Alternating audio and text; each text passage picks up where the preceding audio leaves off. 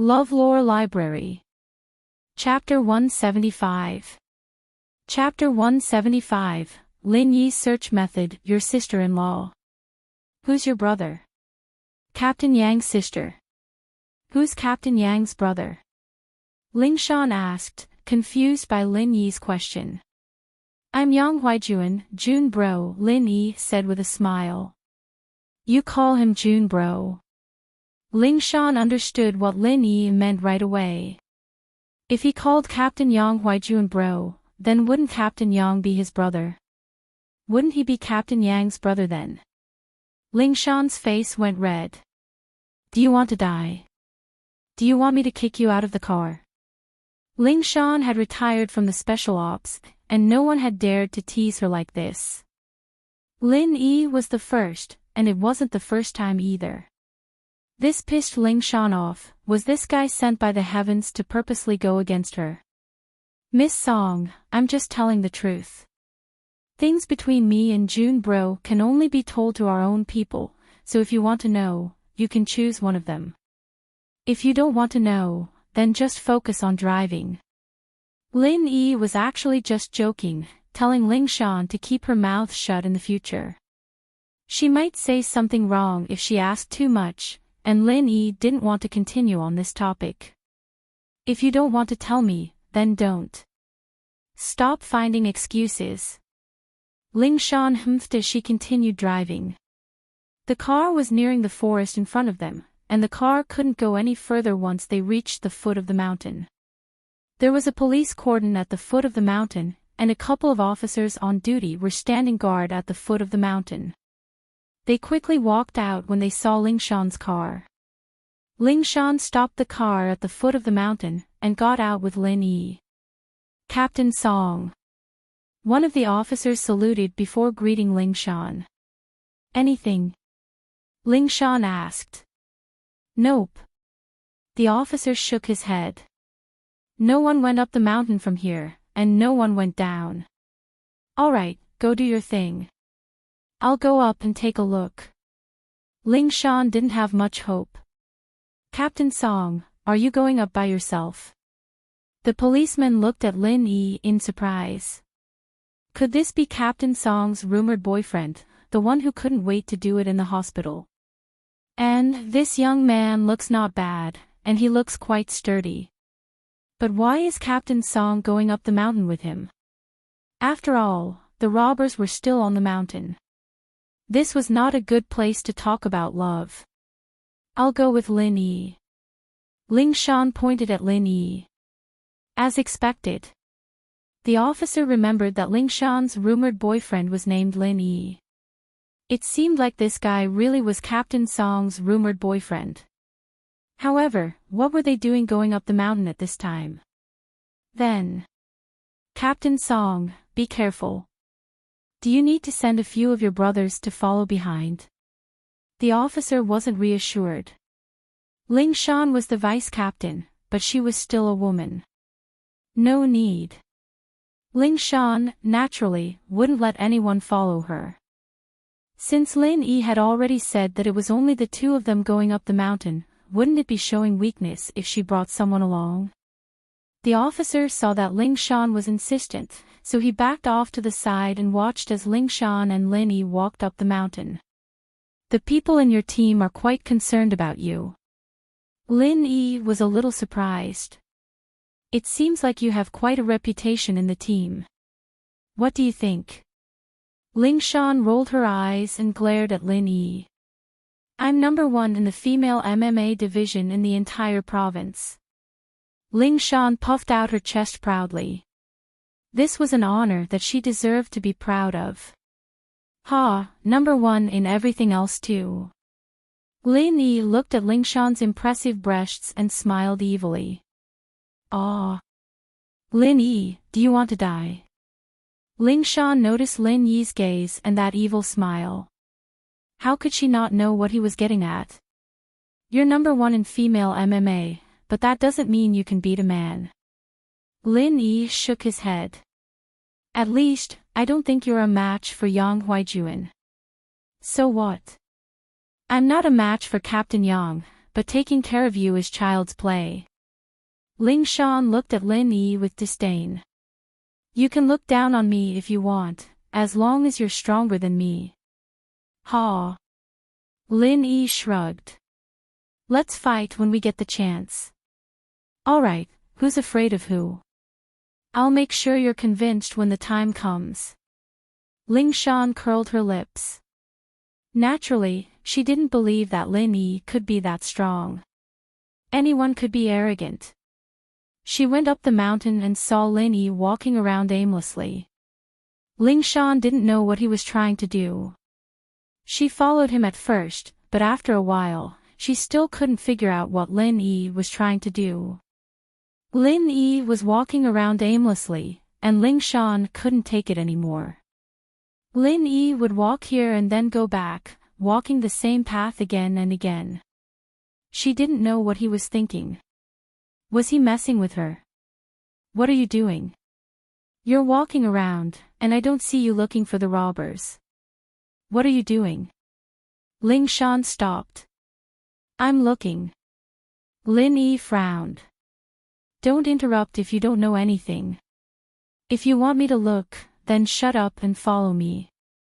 Otherwise, I'll go down the mountain. You. Alright, go look then. I'm not talking. Ling Shan was infuriated. She was just asking, and Lin Yi was scolding her for it. Fine, she'd like to see if he could find the robbers with this kind of method. When he can't find the robbers, we'll settle our old and new debts together. Didn't you want to fight? Fine, now it was. Lin Yi didn't have time to care about what Ling Shan was thinking. He was paying attention to the changes in his jade. Lin Yi didn't have absolute confidence that the jade would warn him when he got close to the robbers. After all, the enemies he'd found with the jade all had deep grudges against him, wanting nothing more than to kill him. These robbers, on the other hand, only had bad intentions towards him at the beginning. Ling Shan held back her anger and followed Lin Yi around the forest, not saying much. Wherever Lin Yi went, she'd go. She'd hold back her anger for now, and when Lin Yi really couldn't find them, that would be the time to settle the score. Ling Shan was even suspecting why the captain would introduce someone like this to her. Ling Shan's scouting skills weren't as high as Huaijuan's, but she had basic scouting knowledge and methods. She'd been a special ops instructor for a long time, after all. She might only be a combat instructor, but she had some understanding of scouting techniques. Lin Yi wasn't looking for them at all, it was like he was just trying his luck. She was thinking when she saw Lin Yi walking towards the cliff. Ling Shan quickly followed. What are you doing? There's a cliff there, there's no way out. Chapter 176. Caught him just like this. Hey, what are you doing? Ling Shan said, panicking as she watched Lin Yi walk to the edge of the cliff. It's fine if you can't find them, but don't do anything stupid. Ling Shan couldn't be blamed for thinking like that. There was no path on the other side of the cliff, and Lin Yi was going to fall off if he kept walking. Wasn't that no different from suicide? Was this guy afraid that he wouldn't be able to find Lin Yi and Lin Yi wouldn't be able to settle the score with him and end things there and then? Ling Shan didn't think that Lin Yi was someone like that. There was no way he would be scared of her, no matter how fearless he was. But the truth was right in front of her, and she had to be careful. Lin Yi didn't reply, walking to the edge of the cliff. One more step and he'd fall off when Lin Yi stopped, standing there. Phew! Ling Shan breathed out in relief as she ran to Lin Yi's side. What are you doing? Trying to scare me? Lin Yi didn't reply, closing his eyes and standing there quietly. Hey! Ling Shan raised a brow. Are you angry? You're a man, you can't be that petty, can you? Right down there. Lin Yi opened his eyes and tapped the ground with his foot, making Ling Shan dizzy. Be gentler, don't fall to your death. What do you mean, right down there? Ling Shan blinked, not understanding what Lin Yi was talking about. The kidnappers, right down there. Lin Yi said. Ugh. Ling Shan's face darkened. You're not telling me that the kidnappers are down there, are you? That they fell to their deaths. Not dead. Lin Yi shook his head, the jade wouldn't react to dead people.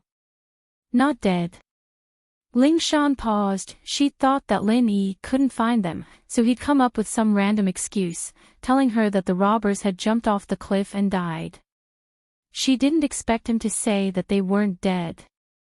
Under my feet, not the cliff. Lin Yi said, stomping his foot again. There's a difference between the two. There should be a cave under this cliff. Cave. Ling Shan didn't understand. Why did it sound so magical? There was a cave on this cliff. I'm guessing. Lin Yi said. You can find someone to take a look. Lin Yi could totally climb down the cliff with his bare hands, but Lin Yi didn't do that, it wasn't his job. He didn't want to do that. His mission was complete, after all, and he didn't want to reveal too much. Bare-handed rock climbing was usually done by special forces, and climbing on this kind of unexplored cliff was not easy even for people who had received professional training. If he'd done it so easily, Ling Shan, who was from the special ops, would naturally suspect him. Are you sure? Ling Shan was in disbelief, today's events were like the Arabian Nights. Lin Yi walked around the mountain casually before telling himself that there was a cave on the cliff, and the kidnappers were in there. No matter who it was, no one would believe it, because it was simply too unimaginable. I'm sure. Lin Yi nodded, at least the jade had never made a mistake before. He could feel the message from the jade. It seemed that these people had tried to harm him before, and the jade could record it, no matter how strong or weak their grudges were. Then wait for me. I'll go down and take a look. Ling Shan looked down at the cliff and clapped her hands, wanting to go down. At the end of the day, she still didn't believe that the kidnappers were down there. It's best if you don't. Lin Yi wasn't looking down on Ling Shan, but it was a bit difficult for her to take on 4 or 5 kidnappers alone. They have guns. Alright, I'll believe you this once. Ling Shan gave up on the idea of going down herself after hearing Lin Yi's words. She and Lin Yi were trying to control their anger, but it wasn't something that would risk something like this. What if the kidnappers really were down there? You should have believed me in the first place. Why didn't you trust me? Lin Yi understood Ling Shan's suspicions. This was the first time he'd miraculously found the enemy's lair, and Huijuan and the others were in disbelief as well. I'll contact the chopper and have them bring people over. Ling Shan took out her phone, ready to give the order. It wasn't that she didn't use a chopper to search the area, but this was a forest, and the chopper couldn't fly too low. They'd only searched around in the air, and after finding nothing, they gave up. She really hadn't thought about flying the helicopter into the valley, but since Lin Yi had brought it up so confidently, Ling Shan could only trust him. She'd just take it as Captain Yang's word. Can I go now? Lin Yi saw that Ling Shan was getting ready to contact the chopper, and there wasn't much he could do here anyway. No. Ling Shan rejected decisively. We'll talk about it after we catch them. I still need to go back to class. Lin Yi said. I'll send you back. Ling Shan didn't agree. All right. Lin Yi sat on the ground, looking up at Ling Shan from the bottom up. So majestic, so majestic. Ling Shan didn't understand what Lin Yi was talking about at first, thinking that he was talking about the mountains and the scenery, but when she followed his gaze and saw that it landed on her body, she understood what Lin Yi was talking about. Her face reddened, and she wanted to kick Lin Yi off the cliff. Where are your eyes looking at? There's a part of your body that's too protruding, blocking my view of the blue sky. Lin Yi said innocently. If you keep looking, I'll gouge your eyes out and stomp on them. Ling Shan said, not giving Lin Yi a chance to look. You're threatening me, I'm going to call the police. Lin Yi didn't seem to care at all, still lying on the ground. I'm the police, tell me what you want. Ling Shan glared at Lin Yi. Then it's fine. Lin Yi said. Ling Shan was so pissed that she could only glare at him. It wasn't long before a helicopter flew over, and Ling Shan's phone rang as well. She picked it up and told the person where she was, telling them to search under the cliff. Ling Shan didn't have much hope at first, but it didn't take long for her people to report that they'd caught the culprits. Not a single one was missing, except for the dead Baldy and Ma Lao Lu. Ling Shan really didn't know what to say. What was going on? Did they really catch the culprits? Lin Yi wasn't just making things up, was he just lying to her? It seemed like that wasn't the case. But how did this guy find them? Chapter 177. You deserve it. Ling Shan blushed a little as she listened to the praises from her subordinates. She looked at Lin Yi, who was lying on the ground as if nothing had happened. She felt very conflicted. She told them to bring Lin Yi back to the police station, and that she'd be heading back soon. She hung up after that. She'd definitely get a lot of credit this time. She could already imagine the smile on the director's face when he saw her, but she couldn't bring herself to be happy at all. There was no other reason than that Lin Yi had found the robbers, and she didn't know what to do. Hello. Ling Shan hung up and waited for a while, but Lin Yi didn't say anything. She turned around and crouched down, looking at Lin Yi. We found the kidnappers. How did you do it? Weren't you following me? Lin Yi's eyes were half open as he looked at Ling Shan. What a majestic sight. Ling Shan thought to herself. She had indeed been following him, but he'd been running around aimlessly, and I had no idea how he'd found the robbers at all. Plus, what made him so sure that the robbers were at the bottom of the cliff? Observation. Lin Yi, naturally, wouldn't tell her about the jade. Careful observation and bold deduction. I walked around the mountain without a clue, but I didn't really have no clue. Oh. Ling Shan was starting to believe Lin Yi's words. It looked like he'd been walking around aimlessly, but it wasn't really aimless after all. Lin Yi had found the robbers. I just did what the robbers would do. Lin Yi said. The robbers would have done the same thing when they first came up the mountain, running around aimlessly. They didn't have any recon or counter-recon training, so they wouldn't have been able to look for a hiding spot carefully. They're not like you guys, they're not professionals. So, I thought about things from the robbers' point. What would I do if I were them?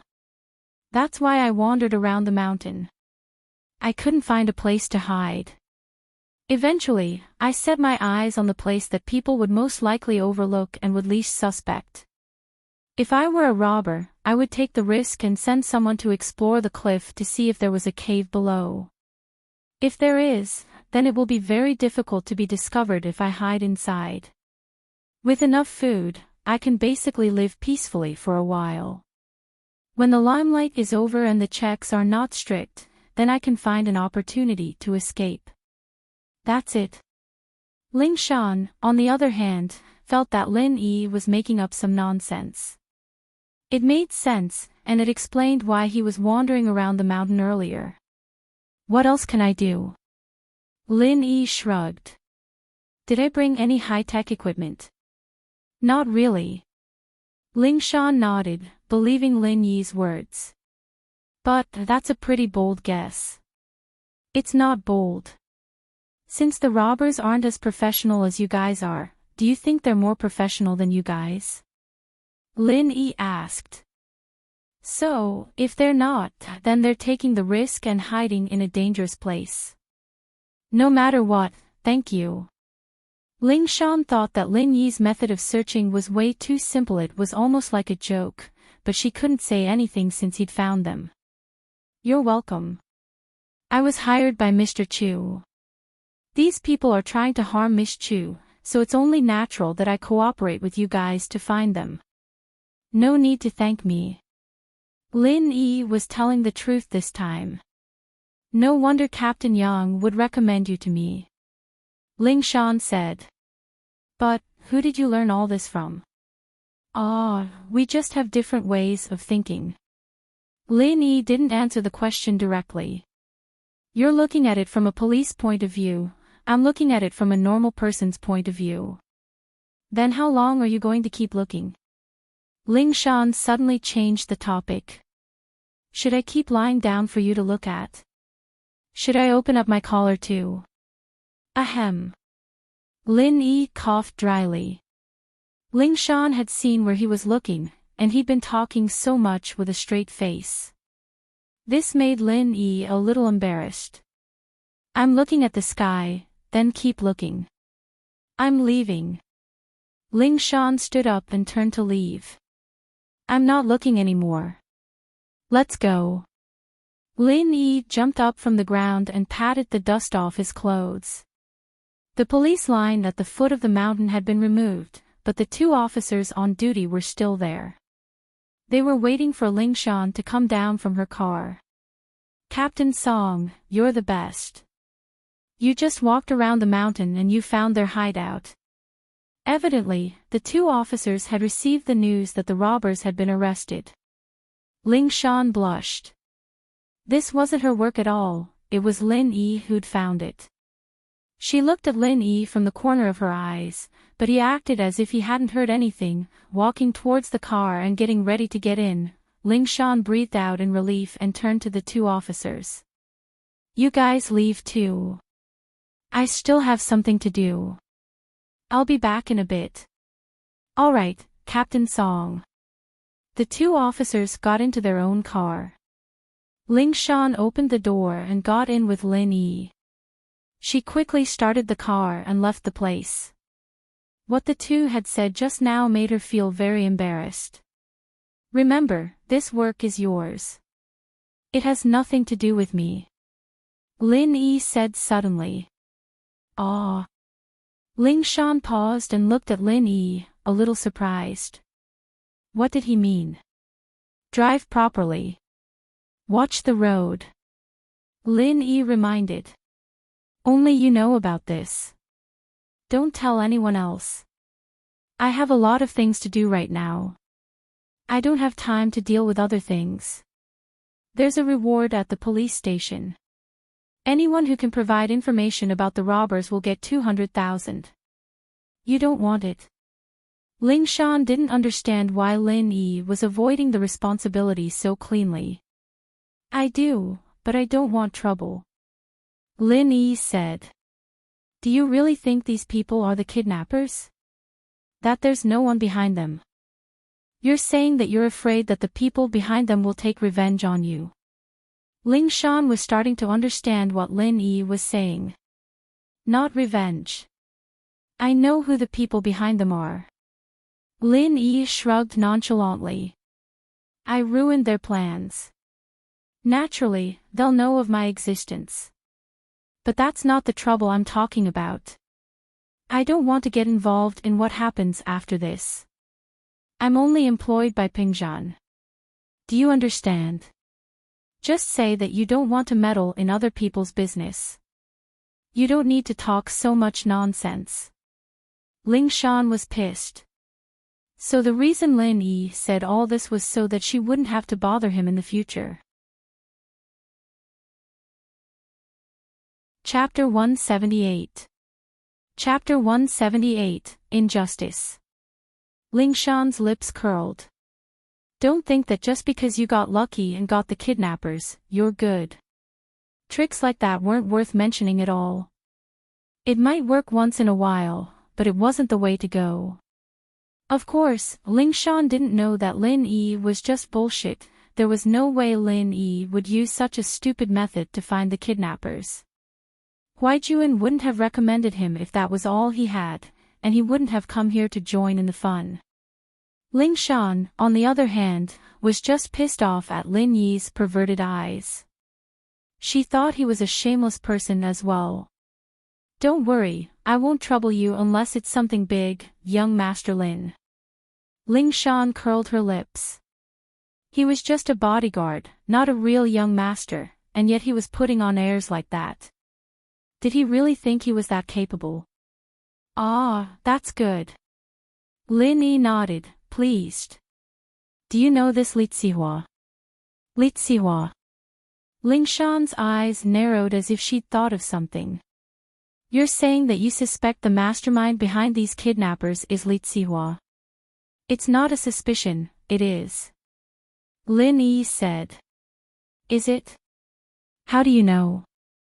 Ling Shan asked, surprised. Is it Mr. Chu? No, it's Li Zihua himself. Lin Yi didn't hide anything from Ling Shan. It'd save him a lot of trouble if she could investigate Zihua and send him to jail. Li Zihua himself. He told you that? Ling Shan looked at Lin Yi oddly, finding it hard to believe. Do you have proof? He tried to get me to join his faction yesterday. Lin Yi said. He's just a representative of the interested party. That's all I know, but I rejected him. As for proof, of course I don't have it.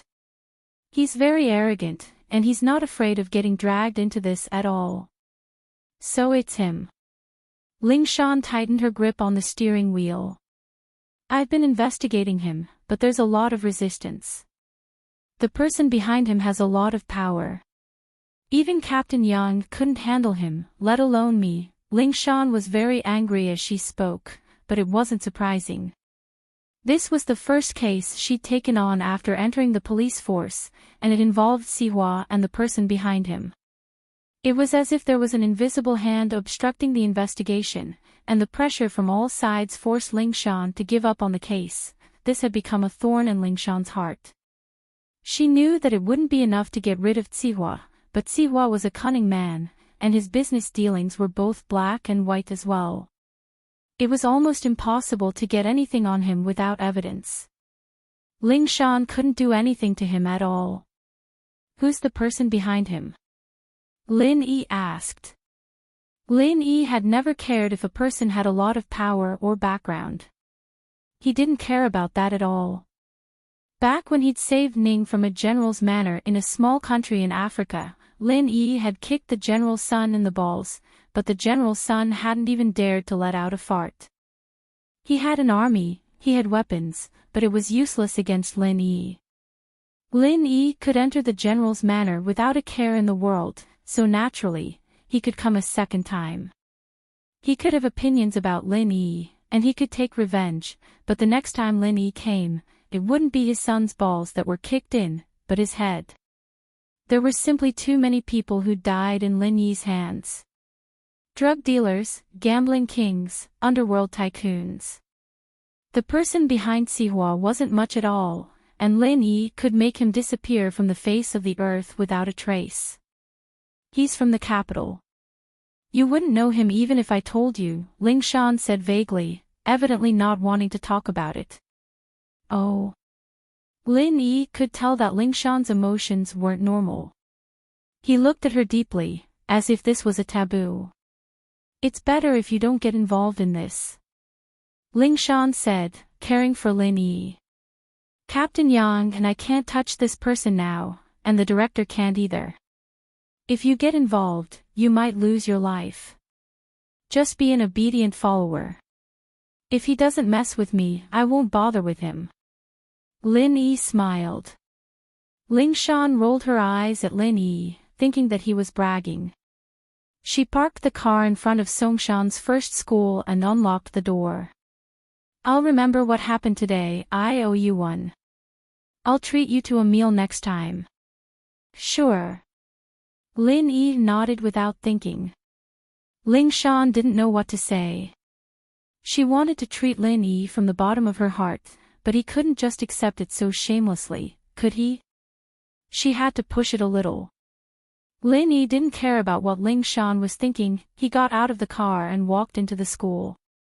In the floating cloud bar, Zihua had already smashed 4 or 5 bottles of 80-year-old red wine, and the floor was covered in red juice that looked like fresh blood.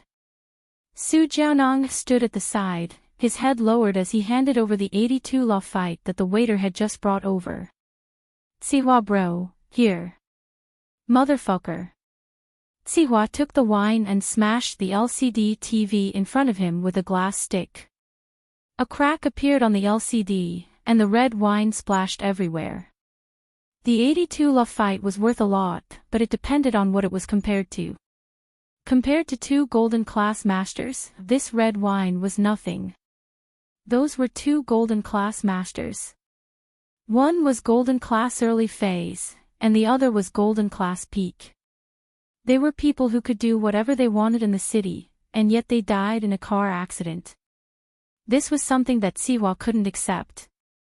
Sihua would have accepted it if they'd been killed by someone else.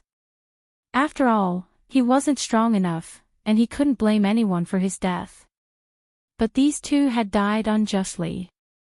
Sihua had the investigation results in his hands, and he wasn't at ease at all. He'd sent a few more experts to investigate the accident, but the results were still the same. The left front tire burst, and the car suddenly veered off course. Because the car was going too fast, it lost control and crashed directly into the ditch. As for how the left front tire burst, it was unknown because the tire had been burned to ashes. At present, they could only make a judgment from the tire marks on the road. Sihua suspected that Lin Yi had done something to it, but he didn't have any proof. Besides, he didn't believe that Lin Yi could do anything to a speeding car, but Sihua was still going to put the blame on Lin Yi. If it weren't for the fact that they were after him, would these 2 golden class masters have died in a car accident?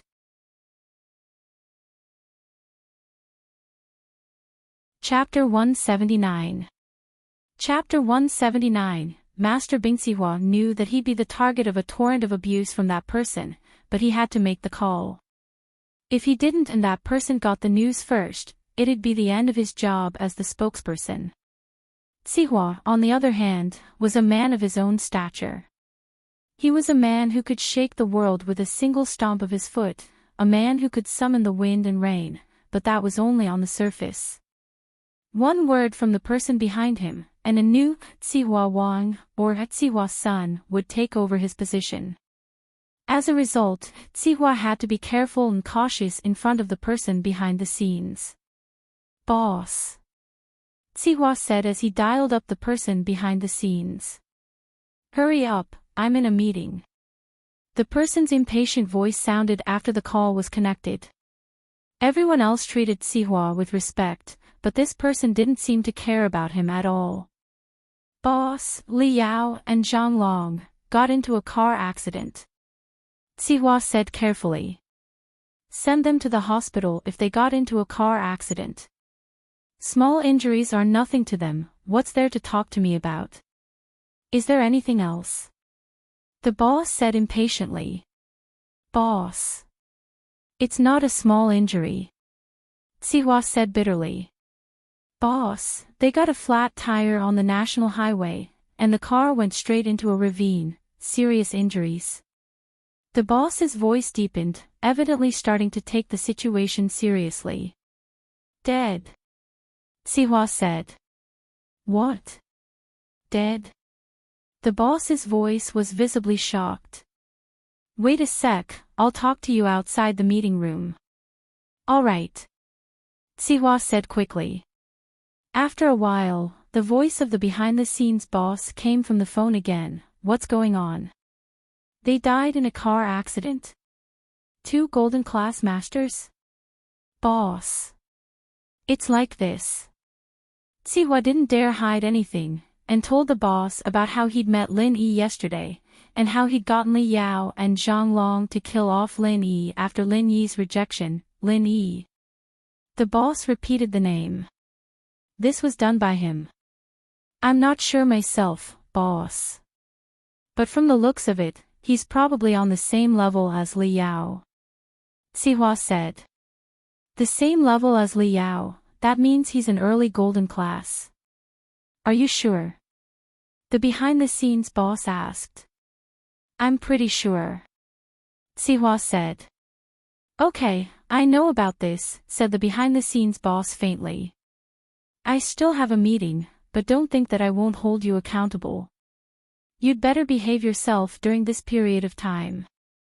In addition, Lil Bing will go to your place to play for a few days. Okay, is it Master Bing? That's great, boss, don't worry, I'll treat you well. Sihua promised.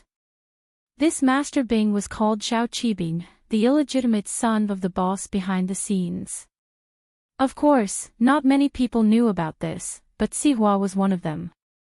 Zhao Qibing's identity on the surface was a young entrepreneur in the province, but if it wasn't for the support of the boss behind him, he wouldn't have been able to make it big from a young age. After hanging up, Sihua breathed out in relief. From the tone of the behind-the-scenes boss, at least he didn't have the intention to replace him. The severity of the investigation was far lower than he had imagined. But the fact that the behind-the-scenes boss sent his illegitimate son to his place meant that the boss was more or less dissatisfied with him. Sending Zhao Qibing over was more or less to keep an eye on him. Sihua knew very well what kind of person Zhao Qibing was. He was a typical playboy, and perhaps it was because of the fact that he was an illegitimate son that he'd been suppressing for too long.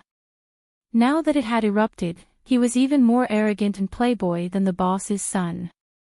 So, this could be said to be a good opportunity. As long as he did what he liked and let Zhao Qibing have a good time here, everything would be solved. With that thought, Zihua's mood improved again. When Lin Yi returned to school, it was just the 4th period after break. Boss, you're too amazing, aren't you? Missing class every day. Kong Xiaobo turned around and said softly. It's still a matter with the police. It's not over yet, Lin Yi said. Oh, I see. Kong Xiaobo heard that it was still a matter with the police, so he didn't ask much. Are you free this weekend? Lin Yi suddenly remembered that Tang Yun said that they were going to her house for barbecue, so he asked. Weekend?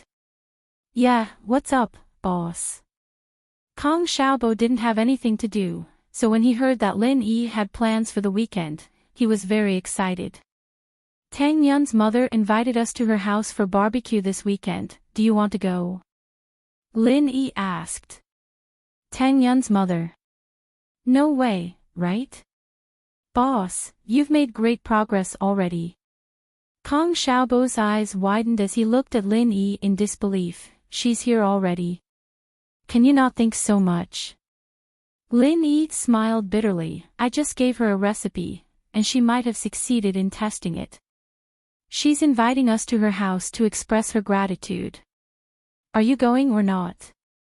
Of course I'm going. Kong Xiaobo quickly nodded. Then we'll contact each other this weekend. Lin Yi shook his head, seeing that Kong Xiaobo was even more enthusiastic than him. Guan Axian worked 1 day and 1 night, 24 hours and 24 hours off. Guan Axian, on the other hand, wasn't in a good mood. She'd been happily waiting for Lin Yi to come for the change, but he hadn't come even after a day and night. She'd been in a daze all the way until she got off work, and couldn't help but ask the lady in the same department if Lin Yi had been coming for the change these past few days. The lady had an impression that Lin Yi's last change was a few days ago, and he hadn't come after that. Guan Axian was a bit disappointed after hearing the lady's words. She didn't know why, but she was looking forward to seeing Lin Yi. She was looking forward to coming to work when she was resting at home. This was something that had never happened before. Was it because Lin Yi took the bullet for her? Or was it something else? Guan Axian didn't know, but she felt empty when she didn't see Lin Yi. She was worried about his wounded. Gunshot wounds weren't that easy to heal. Logically speaking, he shouldn't have recovered, but why didn't he come to change his bandages? Was he purposely avoiding her? Women's thoughts were always complicated, and Guan Axian's thoughts started to run wild. She started to worry about her gains and losses. When she got home, she saw her grandpa happily plowing the yard, looking like he was planning to plant something.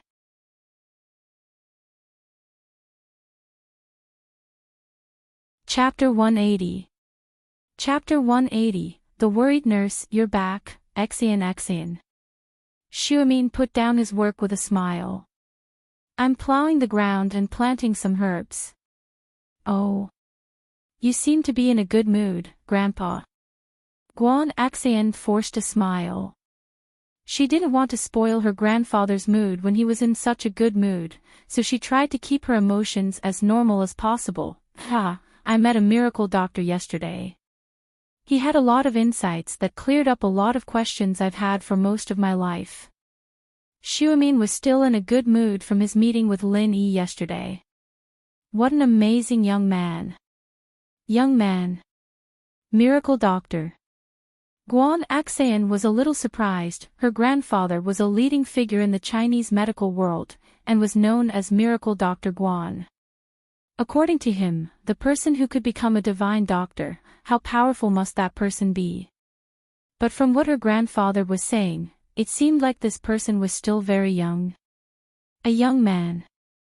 Age doesn't determine one's ambitions. Shuamin waved his hand. We may not be master and disciple in name, but we've been master and disciple at times. I treat him as a master and disciple. Treat him as a master and disciple? Guan Xian's eyes went wide as she stared at her grandfather in disbelief. He didn't look like he was sleepy, did he? Was there really someone that amazing? Axian, this young man's not bad. When you're free, make us some dishes and I'll invite him over. Shuamin smiled. You're not young anymore, Axian, it's time to think about marriage, Grandpa. Guan Axian twisted her body and lowered her head shyly, but for some reason, Lin Yi's image flashed through her mind. It wasn't that Guan Axian didn't understand her grandpa's meaning, it seemed like he was trying to matchmake her with the miracle doctor that much. But Guan Axian wasn't too interested in this, the two of them didn't even know each other, and Guan Axian blushed just thinking about it. Shuamin naturally didn't understand his granddaughter's thoughts, and thought that she was shy. Go back to your room and get some rest, you didn't sleep well on duty last night, did you? Grandpa, I'll be going upstairs then. Guan Axian nodded and sighed as she entered the villa and headed for her room. After school in the evening, Lin Yi had to go to the food street to get his car. After parting ways with Kong Xiaobo, he walked towards the food street. He'd sent a message to Yushu and Meng Yao, telling them that he'd driven to school and wouldn't be leaving with them tonight. Originally, Lin Yi wanted to ask Mrs. Tang about the specific time and address of the barbecue stand. However, Mrs. Tang did not open her stand today, so Lin Yi could only drive away. Lin Yi didn't go straight to Meng Yao's villa, but went to Yushu's first. Lin Yi wanted to get her computer so that it'd be easier for him to search for information. The layout of Yushu's villa was basically the same as Meng Yao's, and even the decorations were similar. They must have done it together. Lin Yi sweated as he looked at the panties strewn all over the living room and the sofa.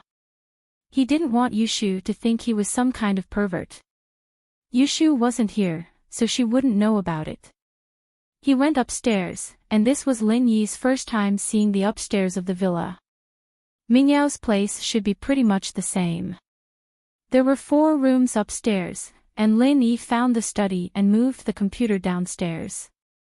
He locked the door and left the villa. Lin Yi didn't touch anything else in the villa. Miss Chen wasn't that easy to mess with, and he'd have another handle on him if he touched anything of hers. Meng Yao and Yushu were watching TV in the living room when Lin Yi got back to the villa. For the first time ever, the two of them were watching TV in the living room. Usually, they'd go upstairs when they got home. Meng Yao and Yushu glanced at Lin Yi when he came back with a computer before turning their eyes back to the TV screen. Lin Yi glanced at the TV screen. It was a celebrity's concert, and a pretty girl was jumping up and down on the stage. It was just that she was wearing a little too much clothes. Lin Yi thought that it'd be great if she wore a little less. Hey, do you want to watch the concert with us? The superstar Su Shihan is there too. Yushu's eyes didn't leave the screen. Oh, I'll pass. You guys go ahead. Lin Yi wasn't very interested in celebrity concerts like this. There was just too much negative news in the showbiz, and it made Lin Yi think that the girl on the TV was just pretending to be innocent, tricking young girls like Meng Yao and Yushu. Meng Yao and Yushu didn't show too much displeasure when Lin Yi didn't watch the concert. The girl was their idol, after all, and it didn't matter to them whether Lin Yi liked her or not. Lin Yi carried the computer back to his room, only to find that the network card's light wasn't on after connecting it. The cable on the wall was working, and the only possibility was that the cable wasn't connected to this room. Lin Yi walked out of the room again. Yao Yao, where's the cable to the house? There's no signal in my room. It's upstairs, go do it yourself. Don't bother me watching the concert. Meng Yao said impatiently with a wave of her hand.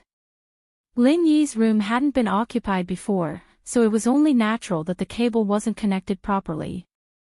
Me? Go upstairs. Lin Yi blinked. Wasn't he not allowed to go upstairs? Was he supposed to let him go today? Although both of them were downstairs, it was still their own little world upstairs, right? You can't go to my and Shu's room, the data box is in the middle of the staircase. General Weiwu, follow him, bite him if he goes anywhere else. Meng Yao was clearly obsessed with the concert, and she didn't even care if Lin Yi went upstairs. But she wasn't stupid enough to send General Weiwu to follow him. But would that work? General Weiwu let out a low growl, wagging its tail unwillingly beside Meng Yao's feet. What? You want to watch the concert too? Meng Yao thought that General Weiwu was reluctant to leave. Perverted dog. Woof. General Weiwu growled again and ran towards Lin Yi. However, it didn't dare get too close to Lin Yi, following behind Lin Yi meekly. Lin Yi was excited and nervous at the same time. He'd gone to Yushu's house earlier, and he'd gone to the second floor, but it had been a long time since anyone had lived there. Yushu had moved in for a while now, and there was nothing to be excited about in an empty room. Chapter 181. Chapter 181, Secrets in the Computer. But since Meng Yao had said that the data box was between the first and second floors, there was no way Lin Yi was going upstairs. General Weiwu couldn't stop him, and wouldn't stop him, but Lin Yi wasn't the type of person who liked to peep at people. Even if he were to go upstairs, he'd do it openly. What was the point of sneaking around like this? Lin Yi walked up the stairs quickly, and found a hidden data box on the wall between the first and second floors. It was wallpapered, and he wouldn't be able to tell if he didn't look closely. Lin Yi opened the data box. He didn't know much about the network, but the labels on the data box were clear. Evidently, the people living in the villa area were all rich people, and not many of them knew about the wiring. The developers had taken this into consideration when they built the house, and the switches in each room were clearly labeled. All they had to do was follow the instructions on the labels, and everything would be fine. As expected, the data box in his room didn't have a phone or internet connection. Lin Yi turned on the internet but didn't need a phone. He had a phone, after all, and didn't need a phone. With that done, Lin Yi closed the data box and went downstairs. Meng Yao only glanced at him, noticing that he'd come down so quickly, and that General Weiwu didn't react at all. She decided that Lin Yi probably hadn't gone up to the second floor, and so she turned her attention back to the TV. Yushu and Su Shihan were dancing excitedly. Lin Yi wasn't interested at all. He went back to his room and started looking at Yushu's computer. It was a branded computer, with nice specs and looks, but it was a little feminine. The case and monitor were very bright and colorful, and even the mouse and keyboard were very stylish. Girls liked stuff like that. But Lin Yi wasn't picky about stuff like that, he'd just have to make do with it. He plugged in the computer and turned it on, entering the system in no time at all. Yushu's desktop was very clean, with almost no software. There were only QQ and Feishin, a video player, and a few other common software. There weren't any professional ones at all. Lin Yi opened the D drive of the computer. There were 2 folders inside. One was a video, and the other was a photo album. Lin Yi got a little excited when he saw the folder name. It couldn't be Yushu, could it? He turned his head to look at the locked door before opening the videos folder with shaky hands. As for Yushu, Lin Yi had always had a good impression of her. She was the type of girl that people liked easily. She looked like a brainless, carefree girl, but she was actually very shrewd. In contrast to Mingyao's arrogance, Yushu was much more approachable and approachable. She was basically the bridge between him and the miss, and it was only natural that Lin Yi had a good impression of her. Lin Yi was practically drooling at the thought of Yushu's explosively hot body. Hee, Miss Chen, you didn't think that I'd have something on you, did you? Lin Yi looked at the videos folder with a perverted gaze, only to feel a wave of disappointment wash over him. Damn it, it was all music videos or concerts of Su Shihan. Where were the selfies? Lin Yi clicked on 2 random ones without much interest, and it was exactly the same as the one he'd seen on TV. The singer was quite pretty, but Lin Yi didn't want to waste his time on an imaginary idol. He'd rather use that time on his own things. Teasing Tang Yun. Flirting with Yushu. Bickering with Ling Shan. Even seeing Miss Chu glaring at him wasn't bad, haha.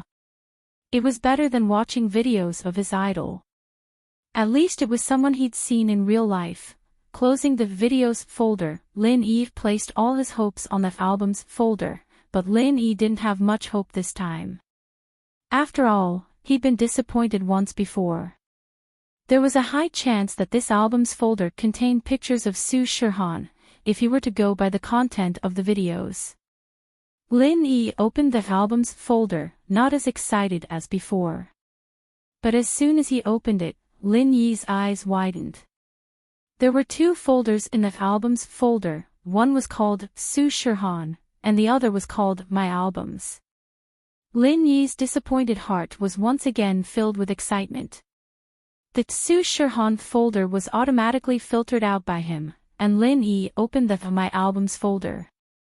As expected, there were some scattered pictures inside, and from the names of the files, it was obvious that they were taken with a digital camera or a phone.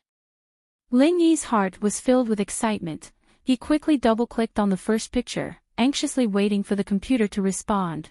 It only took a second, and Lin Yi's eyes were glued to the computer screen. Actually, Lin Yi's nature was the same as other normal boys. A bit of a pervert. The pictures opened, and it wasn't the selfie style that Lin Yi was expecting, but a normal life picture. Yushu was sitting on the sofa, looking a little lazy and immature, but still beautiful all the same. The date on the picture showed that it was taken 3 years ago, when Yushu was in her first year of high school. Lin Yi flipped through the album, and other than Yushu, there were also pictures of Meng Yao and Yushu. There were also pictures of the 2 of them together, some of them in their pajamas, but they weren't out of bounds. They could be counted as private pictures, but they were a far cry from the selfie type. Even so, Lin Yi was still enjoying it. He lived under the same roof as these 2 beauties, and Lin Yi was too embarrassed to look at them with his eyes wide open. Now that he had the pictures, it was easier to look at them. From the time of the pictures, Lin Yi could see that Meng Yao and Yushu had changed from 2 young girls to the beautiful women they were now. These pictures were proof of their growth and friendship, and it was very precious. Most of the pictures were of the 2 going out and having fun, and the 2 would go on a trip every winter and summer break. Lin Yi just didn't know who was taking the pictures. It couldn't be Faubert, could it? Lin Yi couldn't help but think of Faubert huffing and puffing behind the 2 girls with a camera on his back. Well, it seemed like a part of Faubert's work had been transferred to him already. Was he the Mrs. Follower now? Lin Yi stopped smiling at the thought. Next time, he'd probably be the one carrying the camera around, wouldn't he?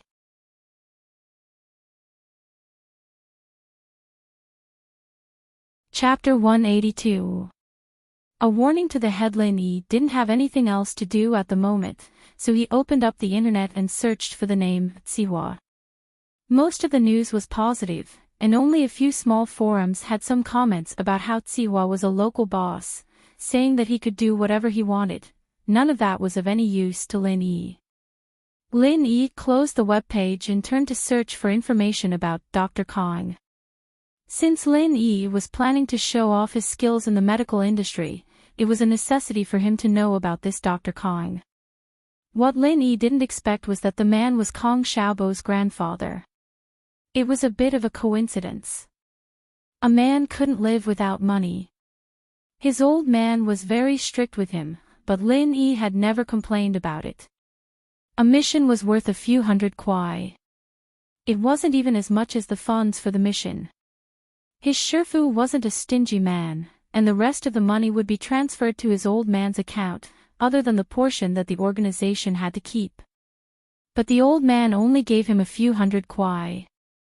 Lin Yi couldn't be bothered to argue about it. The only possibility was that the old man had taken the money for himself.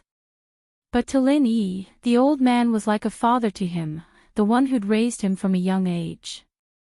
If the old man was greedy, then so be it. Lin Yi could only pretend that he didn't know anything about it, since he didn't have to worry about food and clothing. What Lin Yi didn't understand, however, was why the old man was still so poor after taking the money. Was he a modern-day granddad? He was getting Ping Zhan's salary every month, but Lin Yi didn't have a source of income of his own. Who knew what was going on with this mission? Lin Yi still couldn't figure it out. He had to leave a backup plan. What if he lost his job? Lin Yi had truly fallen in love with his current life. He went to school like any other high schooler. He had his friends, and the girl he had a crush on. From the reviews on the internet, Dr. Kang's reputation was pretty good. It was just that the medicine was either too popular or too hard to get a hold of, resulting in a situation where there wasn't a market for it. But that only served to prove how amazing the medicine was. Lin Yi hadn't seen what Dr. Kang's golden creation looked like, but Lin Yi was confident that his old man's prescription wouldn't be much worse than Dr. Kang's. The market would probably be split in two if he were to bring it out. Lin Yi didn't have anything to do the next day, so he naturally wouldn't drive to school by himself. Meng Yao and Yushu were yawning as they walked downstairs, evidently having stayed up late last night to watch the concert. Lin Yi didn't think much of the star's attractiveness at all. She was a bit prettier than Meng Yao and Yushu, but that was only because of the makeup and the stage effects. Meng Yao and Yushu were on par with the star in terms of quality, and Lin Yi felt that he'd rather watch his two girls than the star. That concert yesterday was so good. I wonder when Lil Han's coming to Songshan for her concert. Yushu was still thinking about the show last night. Man, Songshan's not a provincial city, and it's not a special economic zone either. It'll probably be a little difficult. Meng Yao said. We have to get a Blu-ray of the concert, we didn't get enough of it yesterday. Yeah, we'll go buy it at noon. See if there's a music store near the school. Yushu nodded. But there don't seem to be any legal ones near the school. We'll have to go to the bookstore if we want to buy the original one, Lin Yi. Meng Yao called out to the idling Lin Yi. Go get us a Blu-ray of Su Shihan's 2011 concert if you're free this afternoon. The first one was a month ago, I'm sure they'll be selling it by now. Ugh. Okay. Lin Yi nodded as he watched the two Starchasers chatting away. It was a small matter, Lin Yi didn't think much of it. Ha, you're so smart, Yao. With Shield Bro running errands, we don't have to walk that far anymore. Yushu had been grumbling about how far it was to walk to the bookstore, about 1 kilometer, and she didn't want to trouble Faubert to come over at noon. Meng Yao handing the task to Lin Yi straight away made her very happy. I didn't hire him to hit on girls, I hired him to do things. Meng Yao curled her lips as she glared at Lin Yi. Aw. Lin Yi smiled bitterly. It wasn't her business if he hit on girls, was it? It was fine as long as he didn't hit on the miss. Even a follower needed love. Lin Yi looked out of the window when Faubert's car arrived at the slums. Lin Yi let out a breath of relief when he saw that Tang Yun was safe and sound, waiting at the bus stop. It seemed like that little gangster wasn't bothering Tang Yun today. Zhou Ruoming was furious. Yes, he was furious to the extreme. Lin Yi and Tang Yun were walking together. Naturally, Zhou Ruoming heard about Lin Yi and Tang Yun's confession and Tang Yun's shyness. The school was only that big, how could the Big Four not know about it? Originally, Zhou Ruoming had a good plan. He would force Tang Yun to abdicate at her mother's place, and then create a false impression that Tang Yun was Zhou Ruoming's girlfriend. He would let the whole school know about this, and Tang Yun would have no choice but to accept him. But the plan changed quickly. Zhou Ruoming didn't think that Lin Yi would come out of nowhere and ruin his plan. He even got slapped in the face and became a laughing stock. This made Zhou Ruoming lose face, and at the same time, he hated Lin Yi. He planned to let his big brother, Zhou Ruoguang, teach Lin Yi a lesson. But because of what happened with Heibao Bro, Zhou Ruoming didn't dare to let his big brother teach someone a lesson in the school.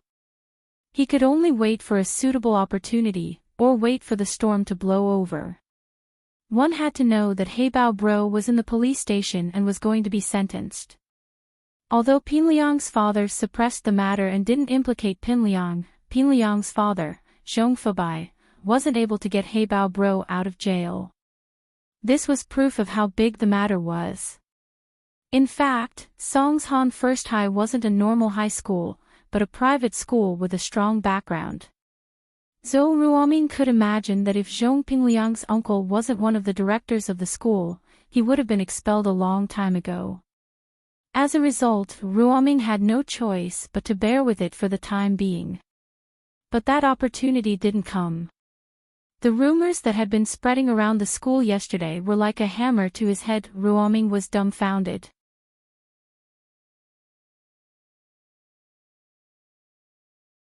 Chapter 183. Chapter 183, Zhong Pinliang's trick. Zhou Ruoming was starting to panic. Tang Yun was one of the best girls he'd seen in his years of traveling around the city. Girls like her were too rare, not like those with makeup and pretty clothes. Tang Yun's beauty came from the bottom of her heart, a natural beauty. There were only 3 of them in the entire Songshan Middle School. He couldn't even touch 2 of them. Anyone who touched them would die. Zhou Ruoming wasn't an idiot. Mingyao's father was the chairman of Pingzhan Industries, a man who could shake Songshan with just a stomp of his foot. Only someone like Zhong Pinliang, with a strong family background, would dare go after her, but even he wouldn't dare do anything to her. As for Yushu, even Pinliang didn't dare touch that girl. Wu Xiaozan's painful lesson was still fresh in his mind. Tang Yun, on the other hand, wasn't his talent. Zhou Ruoming knew everything about her family background. Her parents were both laid-off workers, and her father was bedridden due to a work-related injury. Her mother worked at the food street behind the school. A family that couldn't even get their father's medical compensation, what could they possibly do? As far as Zhou Ruoming was concerned, he had Tang Yun under his thumb. Even if he forced himself on her, a family like Tang Yun's wouldn't be able to do anything about it. This was why Zhou Ruoming had pursued Tang Yun without a care in the world, almost pushing her to the brink of insanity. From Zhou Ruoming's perspective, Tang Yun would have been his woman already if it weren't for Lin Yi's interference. Now, Tang Yun had accepted Lin Yi's confession. The hero saving the damsel in distress was a cliché, but it was effective. He must have played the villain that day, giving Lin Yi a chance. Zhou Ruoming regretted it. If he'd known this would happen, he would have gotten his lackeys to play the villain and let them show off their skills. Sitting under the basketball hoop, Zhou Ruoming was sulking. His lackeys also knew that Zhou Ruoming was in a bad mood, so they didn't dare to speak. "Brother Ming, what's wrong? Why do you look so depressed?" Pin Liang saw Zhou Ruoming's sad face as he sat under the basketball hoop. His face alternated between anger and regret, and he could guess why Zhou Ruoming was like this. Pin Liang's sharp senses told him that this was a good chance to teach Lin Yi a lesson. "Oh, it's Liang Zi." Zhou Ruoming raised his eyelids and saw that it was Zhong Pingliang, but he didn't feel embarrassed at all. Zhong Pingliang wasn't much better off than him. He'd lost to Lin Yi as well. His old man's men were all in jail, and Zhou Ruoming and Zhong Pingliang were just the pot calling the kettle black. "Are you here to watch me make a fool of myself? Brother Ming, what are you talking about? I've always respected you, Brother Ming." Pin Liang patted one of the lackeys beside Zhou Ruoming, and the lackey quickly moved aside, letting Pin Liang sit beside Zhou Ruoming. "Liang Zi, I've been slapped in the face this time." Zhou Ruoming sighed and said hatefully, "Everyone in the school knows that I'm chasing after Tang Yun, but that bastard Lin Yi beat me to it. I can't take this lying down. Ming bro, I think that you're too conservative in this matter," Pin Liang said with a pained expression.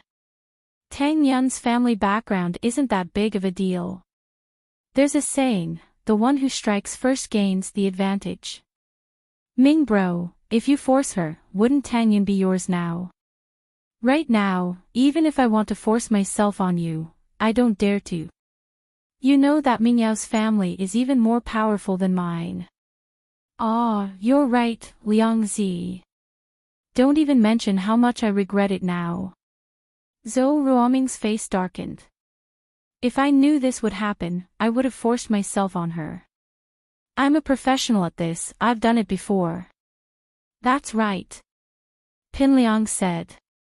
"How could I let that bastard Lin Yi beat me to it? But it's too late now, I regret it." Zhou Ruoming had been holding it in for a long time, but now that a young bully with a similar identity appeared, and the two of them were in the same boat, having a common enemy, Lin Yi, it was only natural that Zhou Ruoming would complain to him. "Ming bro, I don't agree with what you said." Pin Liang suddenly changed the topic. "As the saying goes, a good meal isn't too late. It's not too late for you to make your move now. No matter how fast Lin Yi is, he won't be able to take Tang Yun in 2.5 days. If you take her now, she'll be with you." Pin Liang didn't have much education, and he didn't know if he was using the right words. Fortunately, Zhou Ruoming was a fool. He didn't understand what "a good meal isn't too late" meant, but he felt that Pin Liang's words made sense. Zhou Ruoming slapped his thigh and shouted in surprise. "That's right, why didn't I think of that? It's not too late for me to make my move now. Tang Yun will be mine, and Lin Yi won't be able to play anymore. Liang Zi, you've really woken me up." Ruoming matched Pin Liang's when Zhou line with his own in order to show off his culture level. "Man, Ming bro, there's hope for your path of love, but I still need to work hard." Pin Liang was overjoyed when he saw that Zhou Ruoming had accepted his suggestion. Now that Tang Yun was fucked by Zhou Ruoming, Lin Yi would probably be very depressed, right? Ha ha ha. But on the surface, Pin Liang still acted sad and helpless. "Liang Zi, I'll thank you heavily after this is done." Zhou Ruoming clenched his fist as if he had seen hope. "But don't reject me when I ask you to give me some advice." "Don't worry, it'll be fine," Pin Liang said happily. Why was she asking for his help? Alright, that was his strength. Pin Liang hummed a tune as he walked to the classroom. Zhou Ruoming was happy to play basketball with his lackeys now that he'd solved his problem, Pinliang saw his lackey Zhang Naipeo running towards him like crazy before he reached the classroom door. It was as if he had seen his savior. "Pow, what are you doing? You're running so fast, are you training for the sports day?" Pinliang was in a good mood today, so he joked with Naipeo. "Liang bro. I'm begging you, save my dad, save my brother," Naipeo said as he knelt down in front of Pinliang. Pinliang froze at Naipeo's sudden action. "Pow, what's wrong with you? What's wrong with your dad and brother? How can I save you? Can't you explain it more clearly?" Pinliang frowned. He didn't understand what Lin Yi was talking about.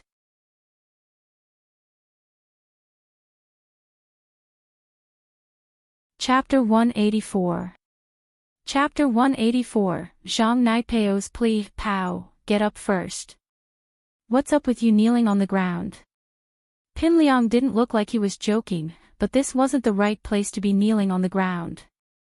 "Liang bro, please, promise me. I'll get up if you promise." Naipeo's only hope was Pinliang right now. If Pinliang was willing to help him, then his family would be safe. "All right, I promise you.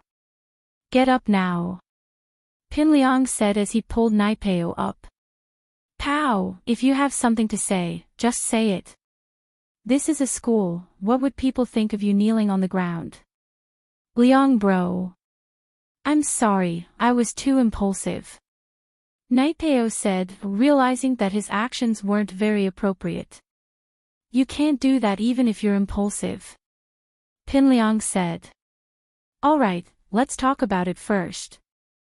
Liang bro, my dad's doing business, and a competitor set him up," Naipeo explained. "They're going to sue him for fraud, and he's going to jail." "Oh."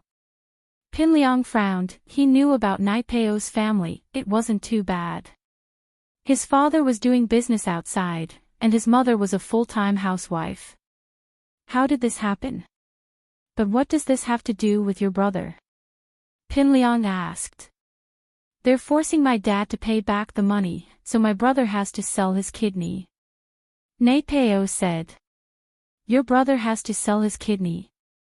Pinliang didn't understand. "Why not you? I'd go if I could sell my kidneys, why would I ask my brother to do it?" Naipeo said. "I did some research, and they said that I'm a yin blood or something. I don't know much about it, but it's just that kidneys for people with my blood type aren't easy to find, and there aren't many people who need it. I can't sell it anytime soon." "I see." Pinliang nodded. "Then how do you want me to help you?" "Liang bro, can you lend my family some money to help us get through this?" Naipeo said. "Even if I have to work like a horse or cow, I'll repay your kindness for the rest of my life. How much?" Pinliang wasn't much of a person, but Naipeo had been with him for a long time, and he'd always been his follower and vanguard. Pinliang couldn't just ignore him. 700,000. Naipeo said carefully. "What? 700,000? So many?" Pinliang paused. If it was 100,000 or 80,000, he could just gather some of his New Year's money, but 700,000 was out of his reach. "That's right, Brother Liang. If it wasn't for the huge amount, I wouldn't have come to beg you," Naipeo said with a bitter face. "Liang bro, please help me. If you need me, just say the word. If you need a cow, I'll be a cow. If you need a horse, I'll be a horse. Brother Liang, I won't even blink if you ask me to commit suicide." "Hey, Naipeo, don't worry. This is a serious matter, and I don't have that much money. You know that," Pinliang said. "I can only give my dad a call. You go back to class first, I'll think about how I'm going to tell him." "Liang bro, you have to help me." Naipeo thought that Pinliang was just brushing him off, that he didn't want to help. "Listen to me, Naipeo. You've been with me for 3 years, I'll do my best for you. Don't think too much, I'm just thinking about how I'm going to tell my dad. Pinliang patted Naipeo's shoulder. Alright, Liang bro, I'll go back first. You have to help me. Naipeo nodded. Pinliang went back to class, thinking about Naipeo's situation. Logically speaking, 700,000 was a small amount for his family, but it was enough to buy a luxury car. Pinliang had to think about it carefully. Naipeo had been with him for 3 years, he'd been his follower for 3 years, he'd been at his beck and call every day, and he'd never complained. This touched Pinliang a little. But being touched was one thing. What Pinliang cared more about was the benefits this 700,000 would bring him. With this 700,000, Pinliang believed that Naipeo would owe him a huge favor, a huge one at that. If he ever needed Naipeo's help in the future, with his personality, there was no way he wouldn't push it away, but was 700,000 really worth it? Pinliang weighed the pros and cons in his mind. Judging from Naipeo's actions of sacrificing himself to save his brother, the kid had some sense of loyalty. But loyalty? Did he really need it from Naipeo?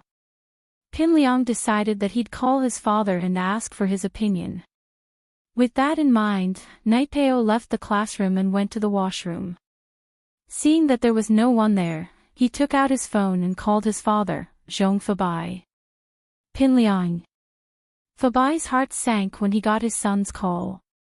It had been a very eventful time. He'd just taken care of Heibao's business, and he couldn't let anything go wrong. Under normal circumstances, Pinliang wouldn't call him on his own. If he did, then something big must have happened. Lin Yi quickly asked, "What happened?" "Dad, I have something to discuss with you," Pinliang said. "Oh. What is it?" Fabai let out a breath of relief when he heard that Pinliang was just looking for him. As long as it wasn't a big problem. "It's like this, Zhang Naipeo from our class, you remember him, right?" Pinliang asked. "Zhang Naipeo. Oh, I know, your follower. What happened to him?" Fabai knew of Naipeo. The kid often came to play with someone called Gao Xiaofu.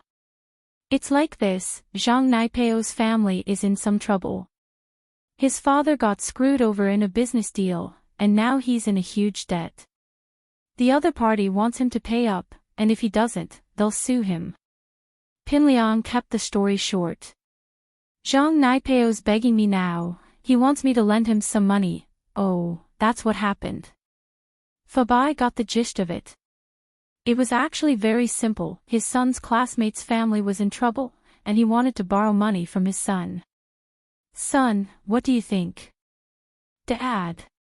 Zhang Naipeo's my buddy, he's been with me for so long, always at my beck and call. It's only right that I lend him money when he's in trouble," Pinliang said. "But the amount he's asking for is a little too big." "How much?" Fabai asked.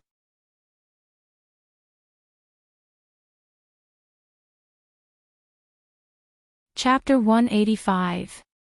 Chapter 185, Buying People's Hearts, 700,000. For an ordinary family, this is a huge sum of money. Fabai nodded, but it wasn't much to him. "Then what do you think?" "I'm thinking, is it worth it to give this money away?" Pinliang said. "Son, it's important to be loyal when you're in society," Fabai said with a smile. "Just like this Zhang Naipeo, he's your underling and you're his boss. You can't just leave him be if something happens to him. But the thing is, how's this underling's character? Would he go through fire and water for you? If you ever need his help in the future, would he step up?" "Dad, I can promise that. Zhang Naipeo may be a bit of an idiot, but he's definitely a loyal man. I'll help him out this time, and if I ever need his help in the future, I'll let him die for me," Pinliang said. "Huh, isn't that it?" Fabai smiled. "When I was young, I helped an underling as well, I didn't have much use for him back then, but many years later, when my shoddy construction got into trouble, this underling stood up and took the blame for me. So, Pin Liang, you need to be accurate in your judgment of people. If this Zhang Naipeo is really useful, then I'll give him this money. Fabai smiled. That's why, Pin Liang, you need to be accurate in choosing people. If this Zhang Naipeo is really useful, then I'll give him this money. Dad, I'm not involved in any projects. I don't need someone to take the blame for me. Pin Liang still didn't want to. It was 700,000. Why don't you have it? I've taken care of Heibao for you, but if he bites you out, you'll be in jail too. With this Zhang Naipeo, you can just push the blame onto him, say that he's the mastermind, and that you were just tricked into participating. That'll be fine, right? Fabai said. Of course, taking the blame is just one fact. There are some dangerous things, like killing someone you can't do it yourself. So, if there's nothing wrong with this guy, 700,000 is worth it. I understand, Dad. I'll talk to him later. Pin Liang agreed with his father's words. If he were to get into trouble in the future, or if there was something he couldn't handle himself, he could always ask Naipeo to do it for him. It'd be like leaving something up his sleeve. Go, Pin Liang, you've grown up. You need to train your own men and confidants. Zhong Fabai said, this will be very useful for you when you enter society in the future. Pin Liang, on the other hand, nodded repeatedly. After hanging up, Pin Liang dialed up Naipeo's number. Naipeo didn't dare answer the phone in the classroom, but seeing that it was Pin Liang, he quickly got up and ran out of the classroom. He looked around and saw Pin Liang waving at him from the bathroom door. He quickly ran over. Liang bro, you're looking for me. Pow, I've told my dad about you. Pin Liang paused to keep Lin Yi in suspense. Brother Liang, how is it? What did Uncle Zhong think? Naipeo's heart skipped a beat, his face changing color as he looked at Pin Liang anxiously, waiting for the final result. My dad said that you're my bro, so he'll give me the money. Pin Liang patted Naipeo's shoulder. Come with me to my dad's company after school. Really? Liang bro. Naipeo looked at Pin Liang in disbelief. Liang bro, you're really willing to lend me 700,000? I'm not lending it to you, I'm giving it to you. Pin Liang knew that Naipeo wouldn't be able to pay it back, and it wasn't like his family was lacking that much anymore. He might as well use the money to buy Naipeo's heart. You're my follower, how can I not help you when you're in trouble? Liang bro. You're really my boss. Naipeo couldn't be any more emotional after hearing Pin Liang's words. He knelt on the ground with a thud. Liang bro, I, Zhang Naipeo, am not someone who doesn't know how to repay favors. Don't worry, if your Liang bro tells me to hang myself, I won't jump into the water. If you tell me to go east, I'll cut my head off and throw it east, I'll never go west. Ha! Pin Liang smiled as he helped Naipeo up. It's still too early to talk about that, I know what kind of person you are, Zhang Naipeo, but we'll talk about this later. Liang bro, I swear, if you don't believe me, I'll kill myself right now. Naipeo was starting to panic. That's not what I meant. Alright, Naipeo, I know what you're thinking, alright? Let's go back to the classroom if I need your help in the future, just don't reject me. Pin Liang nodded satisfied, it seemed like Naipeo had bought him over, and now he had a backup plan. Kong Xiaobo hadn't slept at all last night, thinking about going to Tang Yin's house for barbecue. As the saying went, which girl didn't want to fall in love? Which boy didn't want to? This was an era full of sunshine, youthfulness, and hope for the future. Kong Xiaobo hoped that he could meet a beautiful girl, and start a beautiful relationship with her. He knew that Tang Yin wouldn't like him, but Kong Xiaobo was still very excited. Going to the school beauty's house for a meal. Even if nothing happened, it was still something to be proud of. Boss, are we going on Saturday or Sunday? Kong Xiaobo couldn't wait. I don't know. Lin Yi shrugged. Why are you so excited? Ha! The school beauty's treating us, you're the only one who doesn't care. Kong Xiaobo said. So many boys want to get close to the school beauty, but they can't. Aren't you excited to have a chance to be alone with the school beauty? Lin Yi was speechless. Excited my ass, there were 2 school beauties at home. But he couldn't say that to Kong Xiaobo. I'm just a little excited, but she seems to hate me. Boss, you should be content. If it was someone else, they wouldn't be able to hate her even if they wanted to. She doesn't talk much with people. Aw. I'll go ask her during lunch break then. Lin Yi was thinking about buying the concert disc for Meng Yao and Yushu. He was worried that no one would accompany him, so he dragged Kong Xiaobo along. Okay. Kong Xiaobo nodded. Let's go together, and get some barbecue on the way. Forget about barbecue, Tang Yin's mom won't charge us if we go now. Lin Yi said. You can't let her spend money twice, can you?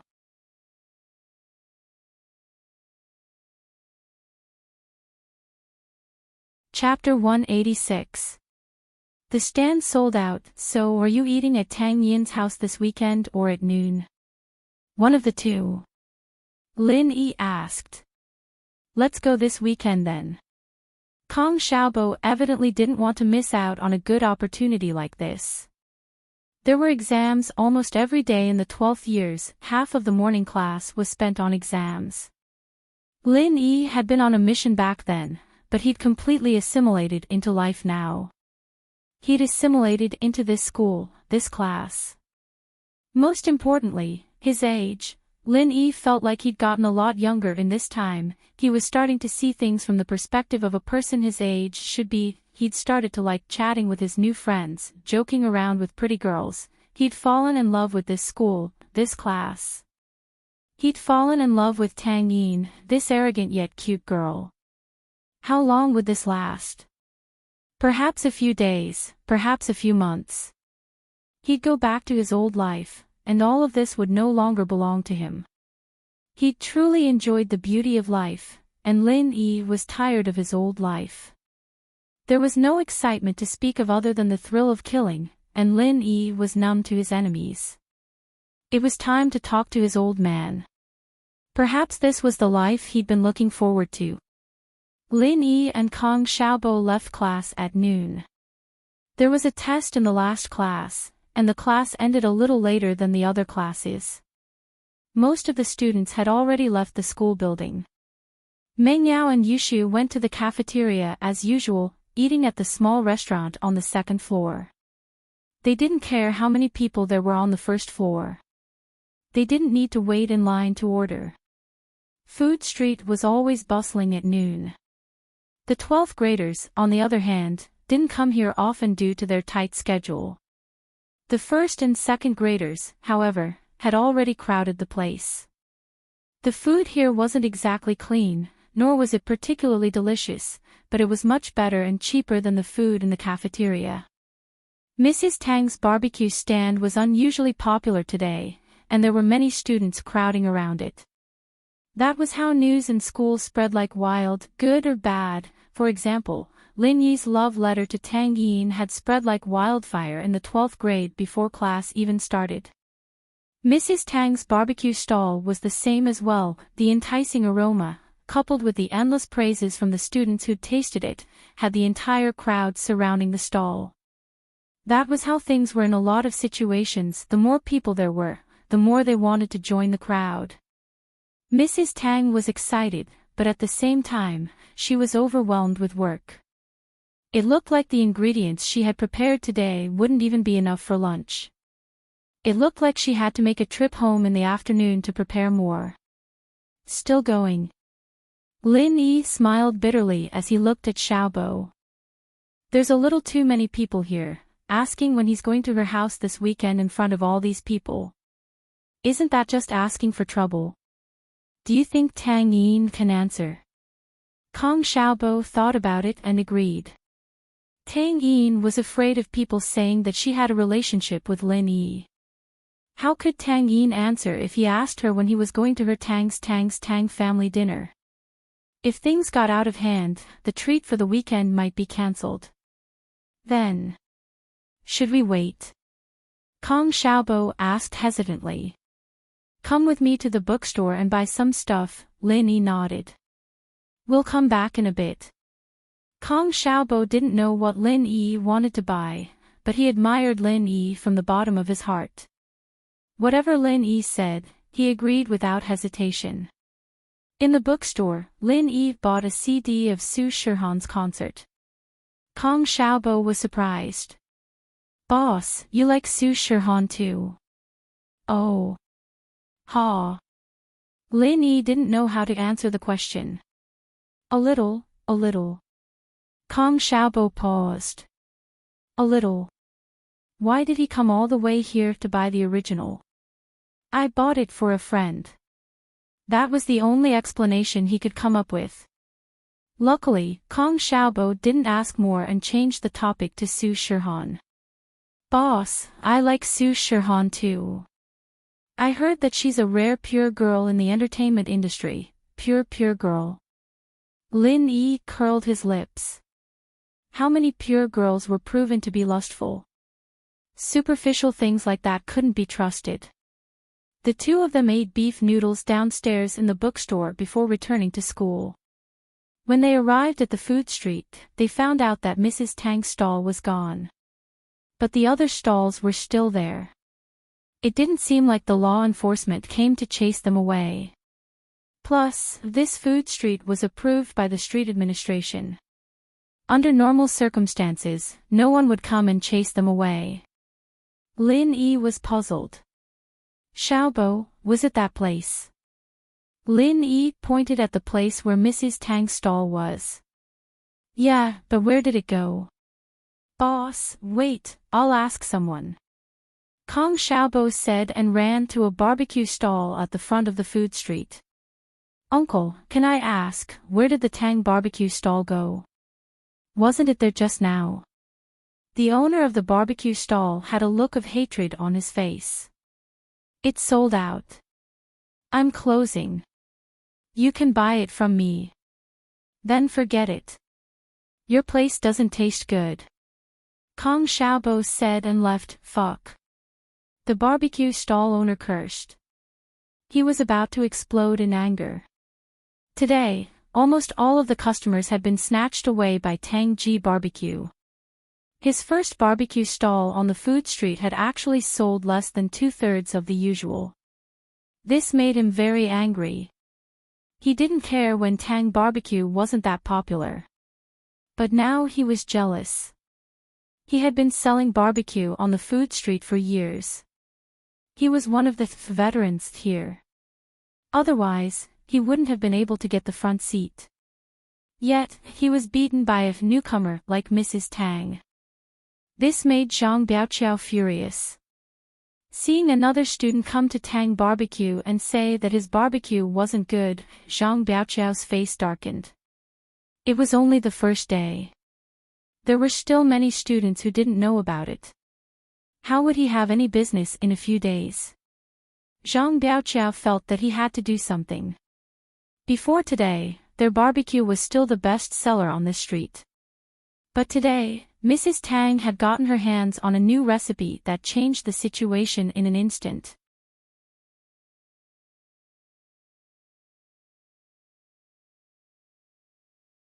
Chapter 187.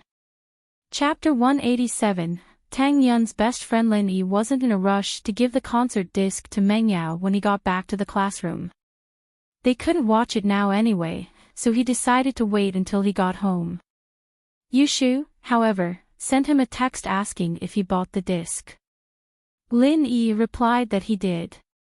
Yushu turned around and winked at him. Tang Yun and Lu Xinwen accompanied Mrs. Tang as they moved the stall to a warehouse nearby. Most of the vendors on the street stored their stalls in this warehouse every day, paying 300 kwai a month for storage. Although it wasn't cheap, it was much less troublesome than pushing things around every day. Tang Yun was happy to see the excitement on her mother's face, but at the same time, she couldn't help but worry. He didn't expect that just changing a formula would be so popular. Originally, the ingredients that he had prepared were not likely to be sold out even at night. But today, before noon, they were all sold out, and there were still people coming to him. This was only the first day. This recipe wasn't much to Lin Yi, but her family still owed him a favor. Tang Yun couldn't deny that. Yun, I didn't think that your Lin Yi would have some skills. This recipe is selling like hotcakes. Lu Xinwen said jokingly after sending Mrs. Tang off on the bus with Tang Yun. She wanted to test Tang Yun on purpose. She hadn't had the chance to ask Tang Yun about what she saw yesterday morning. She and Tang Yun were best friends, but it was normal for them to not see each other for a day. Mrs. Tang and Tang Yun were too busy today, so Tang Yun called Xinwen over to help. Ah. Tang Yun blushed at Xinwen's words. What do you mean, my Lin Yi? I have nothing to do with him, Wen, don't say things like that. Is that so? Lu Xinwen looked at Tang Yun meaningfully. Yun, are we best friends or not? Yeah. Wen, why are you asking this all of a sudden? Tang Yun's heart tightened subconsciously. Did Xinwen notice something? However, there shouldn't be anything between him and Lin Yi, right? Since we're best friends, why are you still hiding it from me? Xinwen poked Tang Yun's forehead. Yun, have you fallen? Will you tell me the truth? Wen, what do you mean? Tang Yun was getting more and more nervous. What are you talking about? Why don't I understand? Pretend. Keep pretending. Xinwen looked at Tang Yun disappointedly. Yun, I always thought that you and I could talk about anything. But I'm so disappointed. Wen, what are you talking about? I really don't know what's going on. Tang Yun was also anxious. If you have something to say, just say it. Yun, why did you come to school yesterday morning? Xinwen sighed as she stared into Tang Yun's eyes. Tang Yin lowered her head guiltily, not daring to look at Xinwen. Xinwen knew that she'd taken Lin Yi's car yesterday. But how did she know? She'd looked around when she got out of the car to make sure that there was no one around before running away. Yun, why aren't you talking? Xinwen asked aggressively. I took Lin Yi's car. Tang Yin said, but Wen, listen to me. It's not what you think. Oh. Then tell me, what's going on? Xinwen let out a breath of relief when Tang Yun admitted it. Tang Yun didn't hide it from her after all. Yesterday, Li Erlin was bothering me at the bus stop. Lin Yi happened to pass by here, so he got out of his car and chased Li Erlin away. Then I took his car to school. Tang Yun explained carefully. Wen, it's actually that simple. There's nothing going on between us. Xinwen also bumped into Li Erlin yesterday, so she started to believe Tang Yun's words. Then why did you take his car? I was panicking and didn't know what to do, so Lin Yi pushed me into his car. Tang Yin explained, feeling wronged. I only realized that it was too late when he started driving. Is that so? You really didn't fall for him? Xinwen let out a breath of relief. I didn't. Tang Yin shook her head after some hesitation. Why would she fall for Lin Yi? That was impossible. That's good. Xinwen nodded. Right, I went to Xiaofen's house yesterday, and her emotions weren't stable. Her mom said that she kept calling out that person's name these past 2 days, and that she was even hallucinating. Tang Yin sighed after hearing Xinwen's words. She had been helping her mom with the barbecue stall every day, so she didn't have time to visit Xiaofan at night. She could only ask Xinwen to go over, but it seemed like something serious had happened to Xiaofan. Tang Yin was worried, but there was nothing she could do.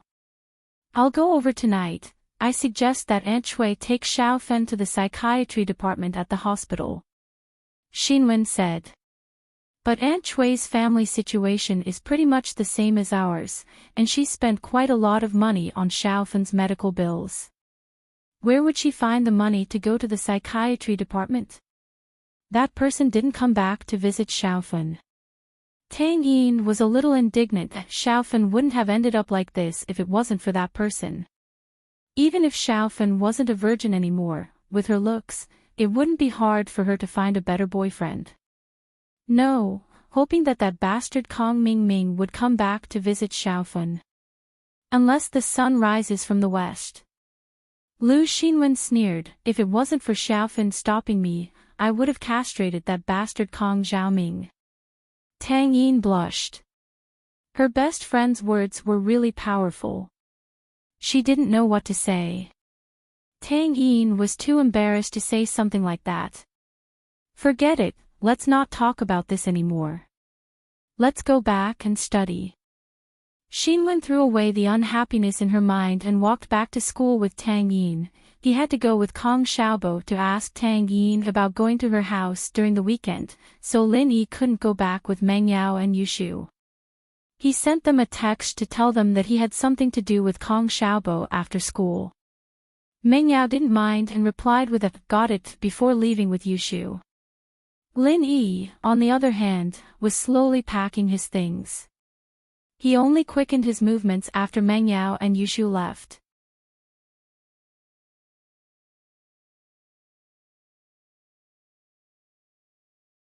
Chapter 188. Bullying people, that won't happen. Lin Yi wasn't in a rush. They were selling like hotcakes at noon, so they'd definitely prepare more for the night. How could they sell out so quickly? That's true. Kong Xiaobo calmed down after listening to Lin Yi's analysis. The main reason Lin Yi didn't want Meng Yao and Yushu to see him looking for Tang Yun. Otherwise, the miss of the Chu family might throw a tantrum again.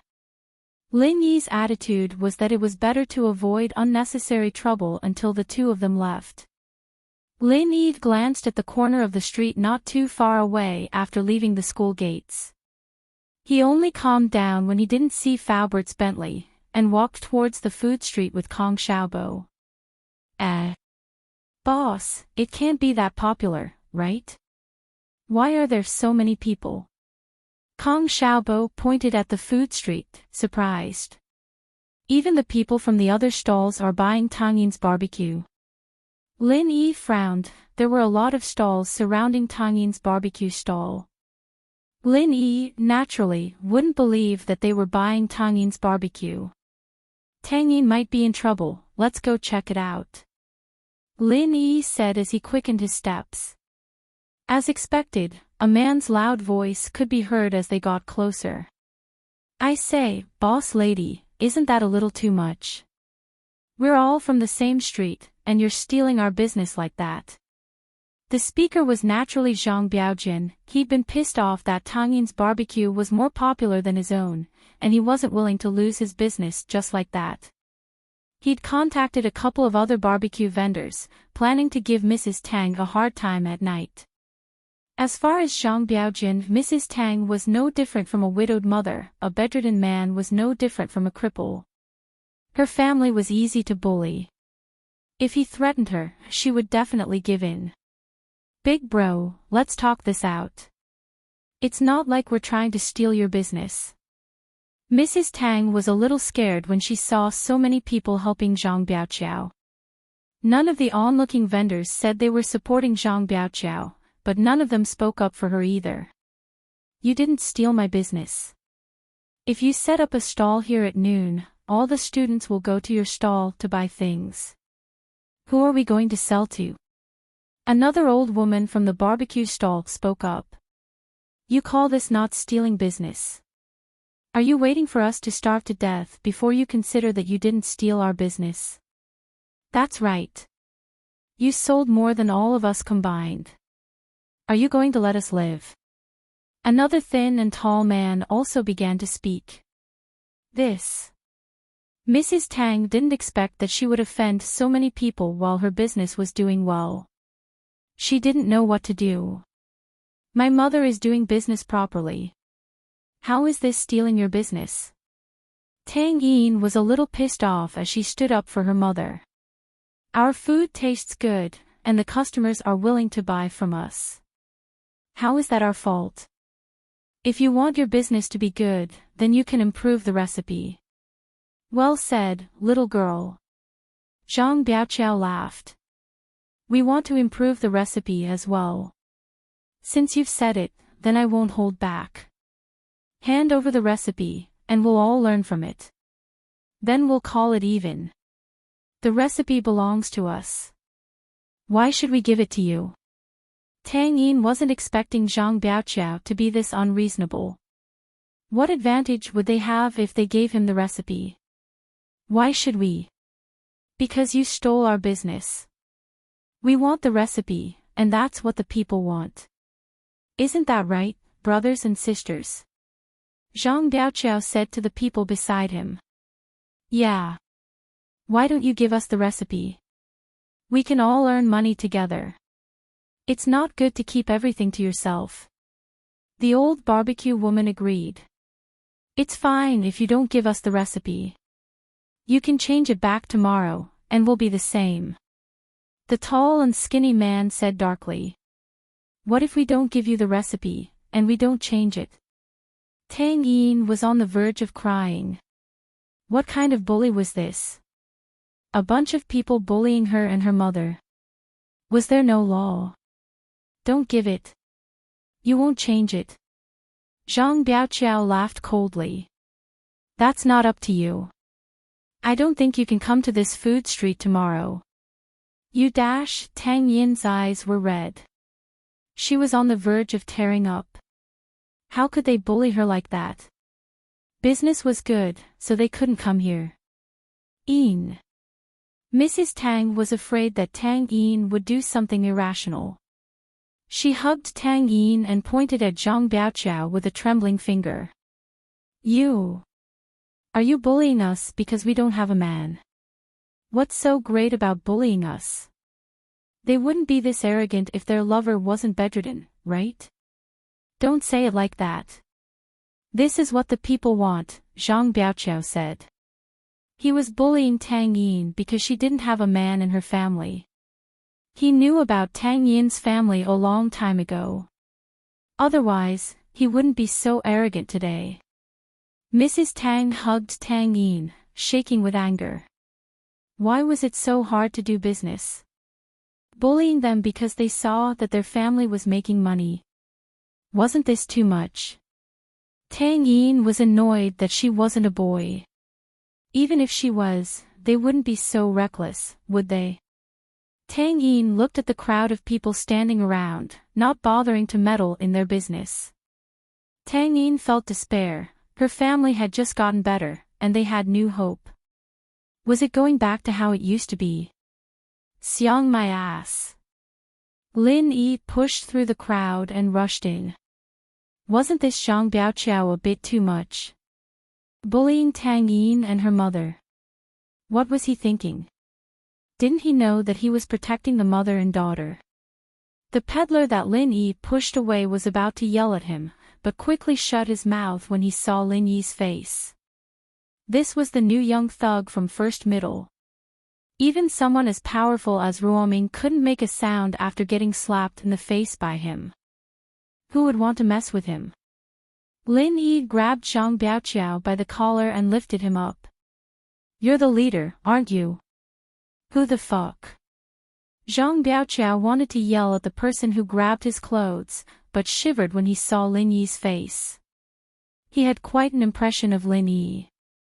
He'd slapped Zhou Heartwarming until he didn't even dare let out a fart. Someone like that was truly ruthless. Zhang Biaoqiao used to sell seafood, but Heartwarming got a stomachache and came to smash his stall the next day, beating him up so badly that he couldn't get out of bed for a couple of days. He didn't dare sell seafood anymore after he recovered, switching to selling barbecue. But he was still very afraid of Heartwarming.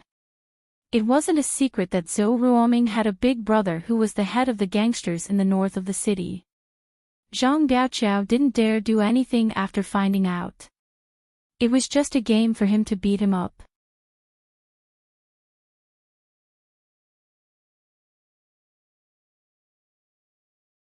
Chapter 189. Smashing them, little brother. You. What's the matter?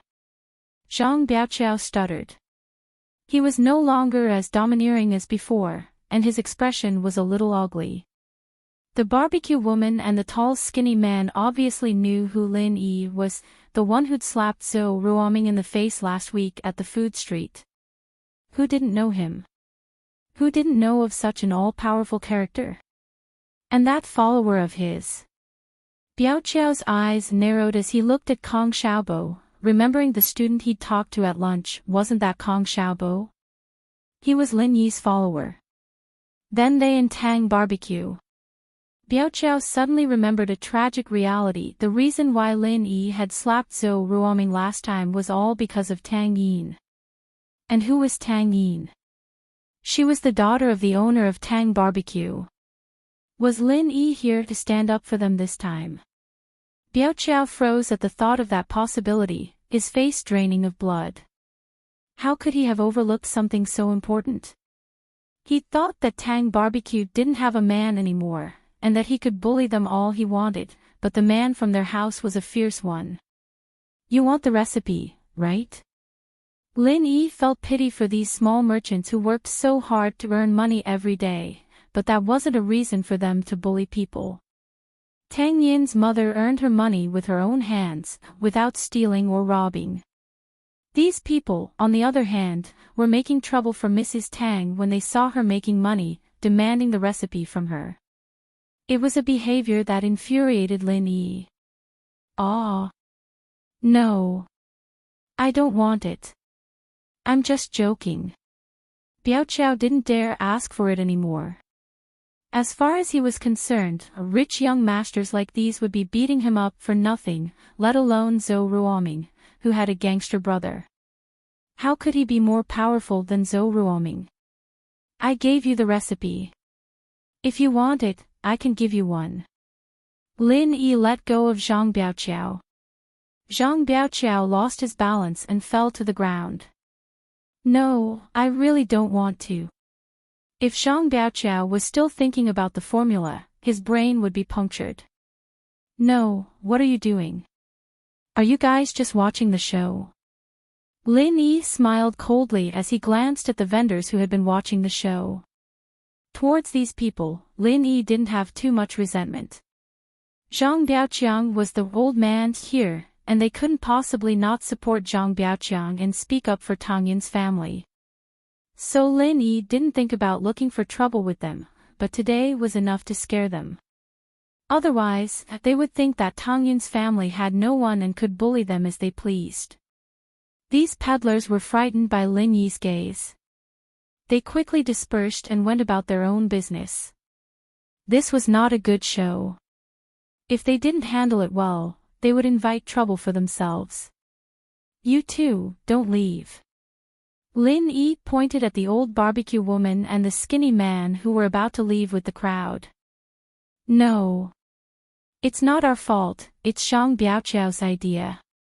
The old barbecue woman had already extinguished her anger. She was obviously someone who bullied the weak and feared the strong. Seeing that Lin Yi was ruthless, she immediately became careful. Yes, it's Zhang Biaoqiao's idea. We were just called here by him. The skinny man said. Do what he tells you to do. So you'll do whatever I tell you to do? Lin Yi asked back. The old barbecue woman didn't know what Lin Yi meant, but she still followed along. Bro, what do you want us to do? You two don't sell barbecue tomorrow. Change your job. No problem, right? Lin Yi rolled his eyes and changed their job. The old barbecue woman and the skinny man looked at each other. They wanted to object, but they didn't dare to. Who knew if Lin Yi would suddenly turn against them? Xiaobo. After Lin Yi said that, he ignored the two accomplices and called out to Kong Xiaobo. Boss, I'm here. You called me. Kong Xiaobo ran over excitedly. Awesome, it's really awesome. Although Kong Xiaobo was just a follower, he followed behind Lin Yi and watched the whole process. It made his blood boil. You go and smash his stall. Lin Yi pointed at Zhang Biaoqiao and said to Kong Xiaobo. Okay. Kong Xiaobo nodded and walked to Zhang Biaoqiao's stall. Under everyone's gaze, he kicked Zhang Biaoqiao's stall and flipped it over. Charcoal, skewers, money boxes, and everything else were scattered all over the ground. Kong Xiaobo was still not satisfied. He stepped on the barbecue rack again and again until it was deformed. It was basically impossible to use it again. Zhang Biaoqiao's heart was bleeding, but he didn't dare to say no. Smashing a stall was fine, but he didn't want to smash himself again. Last time, Heartwarming could beat him up so badly that he couldn't get out of bed for a few days. This Lin Yi. Zhang Biaoqiao broke into a cold sweat just thinking about it. All right. Lin Yi waved at Kong Xiaobo, indicating that he could come back. Then Lin Yi turned to Zhang Biaoqiao and said, this time it's smashing a stall, next time it'll be smashing people. This place of yours is pretty good. You don't mind if I give it to Tang Ji tomorrow, right? I don't. Zhang Biaoqiao could only nod. What else could he say? The other party had already made it very clear that this time it was smashing a stall, next time it would be smashing people. If he said no, the other party would probably start smashing people until he agreed. Since you're quite obedient, I'll give you the spot at Tang Ji. Sell something else tomorrow. Lin Yi changed Zhang Biaoqiao's line of work. Is that okay with you? Okay. I'll change. I'll definitely change. Zhang Biaoqiao nodded. The barbecue rack was smashed, and he couldn't do it even if he wanted to. It wasn't a bad thing to change his line of work. Even if Lin Yi asked him to sell barbecue now, he wouldn't dare. What if he stole customers from Tang Ji and Lin Yi came back to smash his stall? Who could stand that? Xiaobo, when you're free tomorrow, come and see if they've changed their line of work. If they haven't, just smash it, Lin Yi ordered Kong Xiaobo. No problem, boss. Leave it to me. I'm good at this. Kong Xiaobo nodded and looked at the barbecue lady and the tall, thin man with a smile. The last bit of hope for these two had been shattered. If they didn't want to be smashed tomorrow, they'd better change their line of work. The two of them were a little regretful that they'd listened to Zhang Biaoqiao's lies, saying that they would split the recipe evenly among the three of them. Now that even their line of work had been changed, what was the point of having the recipe? Of course, Lin Yi wasn't really going to let Kong Xiaobo patrol. He was just trying to scare them. He didn't have that much time. Lin Yi didn't sympathize with Zhang Biaoqiao at all. He'd reaped what he sowed.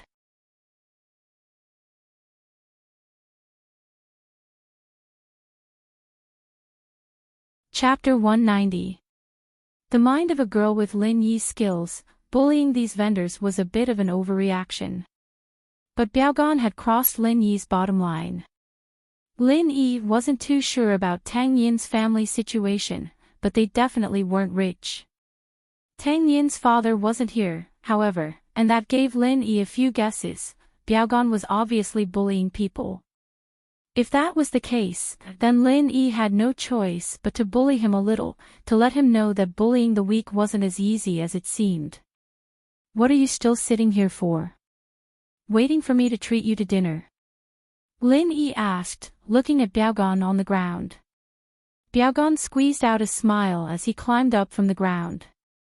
Of course not, of course not. I'll go now, I'll go now. With that, Biaogan sprinted away, not daring to keep his stall anymore as he picked up the money box and left the food street. As for the awe-inspiring and domineering barbecue woman and the feminine, tall and thin man, they were also quietly packing up their stalls. Tomorrow, they would be changing professions. Auntie, are you all right? Lin Yi asked as he walked over to Mrs. Tang, who didn't know what to do. Mrs. Tang couldn't react to the sudden turn of events. I'm fine, Mrs. Tang said, recovering from her shock. Biaogan's overbearing face was still fresh in her mind, and now he was running away with his tail between his legs. It was all because of this kid in front of her. So what if Biaogan was overbearing? There was someone even more overbearing than him. Tang Yin lowered her head, her emotions complicated. She didn't know what to say. As a top student, she didn't approve of Lin Yi's way of handling things, but she had to admit that Lin Yi's way of handling things was the most appropriate. Biaogan wouldn't dare bully her family anymore, but why would Lin Yi do this? Why would he help her family? Tang Yun knew very well that Lin Yi was trying to get on her good side and pursue her, using this method to move her heart. Although it was a cliché method, Tang Yun had to admit that it was effective. At least, in her eyes, Lin Yi wasn't that despicable anymore. Even if he was despicable, it was towards those who were even more despicable. He just barged into her life like that. Tang Yin wanted to get rid of Lin Yi, but she couldn't. How am I going to face Lin Yi in the future? Continue to ridicule him? Tang Yun knew that she couldn't do it. She wasn't a heartless person, and Lin Yi had done so much. No matter what it was for, he had helped her and her family, so Tang Yun could only choose to escape. Lin Yi's identity made her worry. Thinking of Xiaofen's painful lesson, Tang Yun's heart once again closed up. Lin Yi looked at the silent Tang Yun and didn't mind. Auntie, I just came over after school to ask when we're going there this weekend. Tang Yun didn't say it clearly before, so I wanted to confirm it. Saturday morning, come whenever you're free. Our house is at the third door of the slums, Grass Alley. Mrs. Tang recovered from her shock, but her face was full of gratitude. Lin Yi, thank you so much for today. If you didn't come, we wouldn't know what to do. We'd be bullied. Haha, it won't happen again. Lin Yi smiled. Auntie, I'll be leaving with Xiaobo first. See you on Saturday. No, sit here, I'll cook something for you guys. Mrs. Tang naturally wouldn't let Lin Yi leave just like that. She had to thank him, no matter what. The more Mrs. Tang looked at Lin Yi, the more she liked himself. This young man had the arrogance of a rich young master, but he was reasonable. He was scary when he was domineering, but he was usually very easygoing with people he was familiar with. Not today, it's getting late. Let's go on Saturday, we'll be there on time. Lin Yi's phone vibrated. It was probably a message from Meng Yao or Yushu, so Lin Yi had to get back as soon as possible. Alright then. Mrs. Tang let go of Lin Yi after seeing how insistent Lin Yi was. Yin, go send your classmate off. Okay. Tang Yun nodded unwillingly, but didn't refuse this time. She lowered her head and walked in front of Lin Yi without a word. Ah. Lin Yi smiled faintly and turned to leave with Kong Xiaobo. Tang Yun followed behind them, not knowing what she was thinking. Alright, you don't have to send me off if you don't want to. You can go back. Lin Yi looked at Tang Yun, amused. I didn't. Tang Yun humphed. Today. Thank you, I saw it on the way, that's all. If it were someone else, I'd probably care too. Lin Yi said, using the word maybe. In truth, Lin Yi really wouldn't care if it were someone else. If he cared about everything, then there was no need for him to stay here anymore. He might as well become an Ultraman or a Spider-Man. Tang Yun, of course, didn't believe that Lin Yi said it was on the way. If it wasn't for her, why would a young master like him care about something like this? But the more she owed Lin Yi, the more uneasy she felt. Do you really want to be friends with me? Tang Yun suddenly raised her head to look at Lin Yi. Ah! Tang Yun's reaction surprised Lin Yi. He was surprised at Tang Yun's sudden question. In fact, it took a lot of courage for Tang Yun to ask this question. Lin Yi had interfered in her family's life. It was impossible for Tang Yun not to have any thoughts about it. She wanted to confirm what Lin Yi's goal was. However, when Tang Yun asked this question, although it looked like she was in the right, she was actually very guilty. A girl asking this kind of question made Tang Yun's face burn. Fortunately, it was night time, and Lin Yi shouldn't be able to see it. Tang Yun was nervous, so when Lin Yi said, "Ah," Tang Yun took it as an acknowledgement of her question. Do your parents know? Will they agree? Tang Yun didn't wait for Lin Yi to answer and continued to ask. To be honest, Tang Yun was also nervous. Tang Yun saw what Lin Yi did for her family. She didn't know how she felt about Lin Yi. She hated him, but there was also a special feeling, my parents. Lin Yi paused again. Who were his parents? He didn't know either. Old Lin said he was an orphan. Tang Yun took Lin Yi's days as hesitation. Tang Yun's fragile heart tightened, and the budding feelings disappeared in an instant.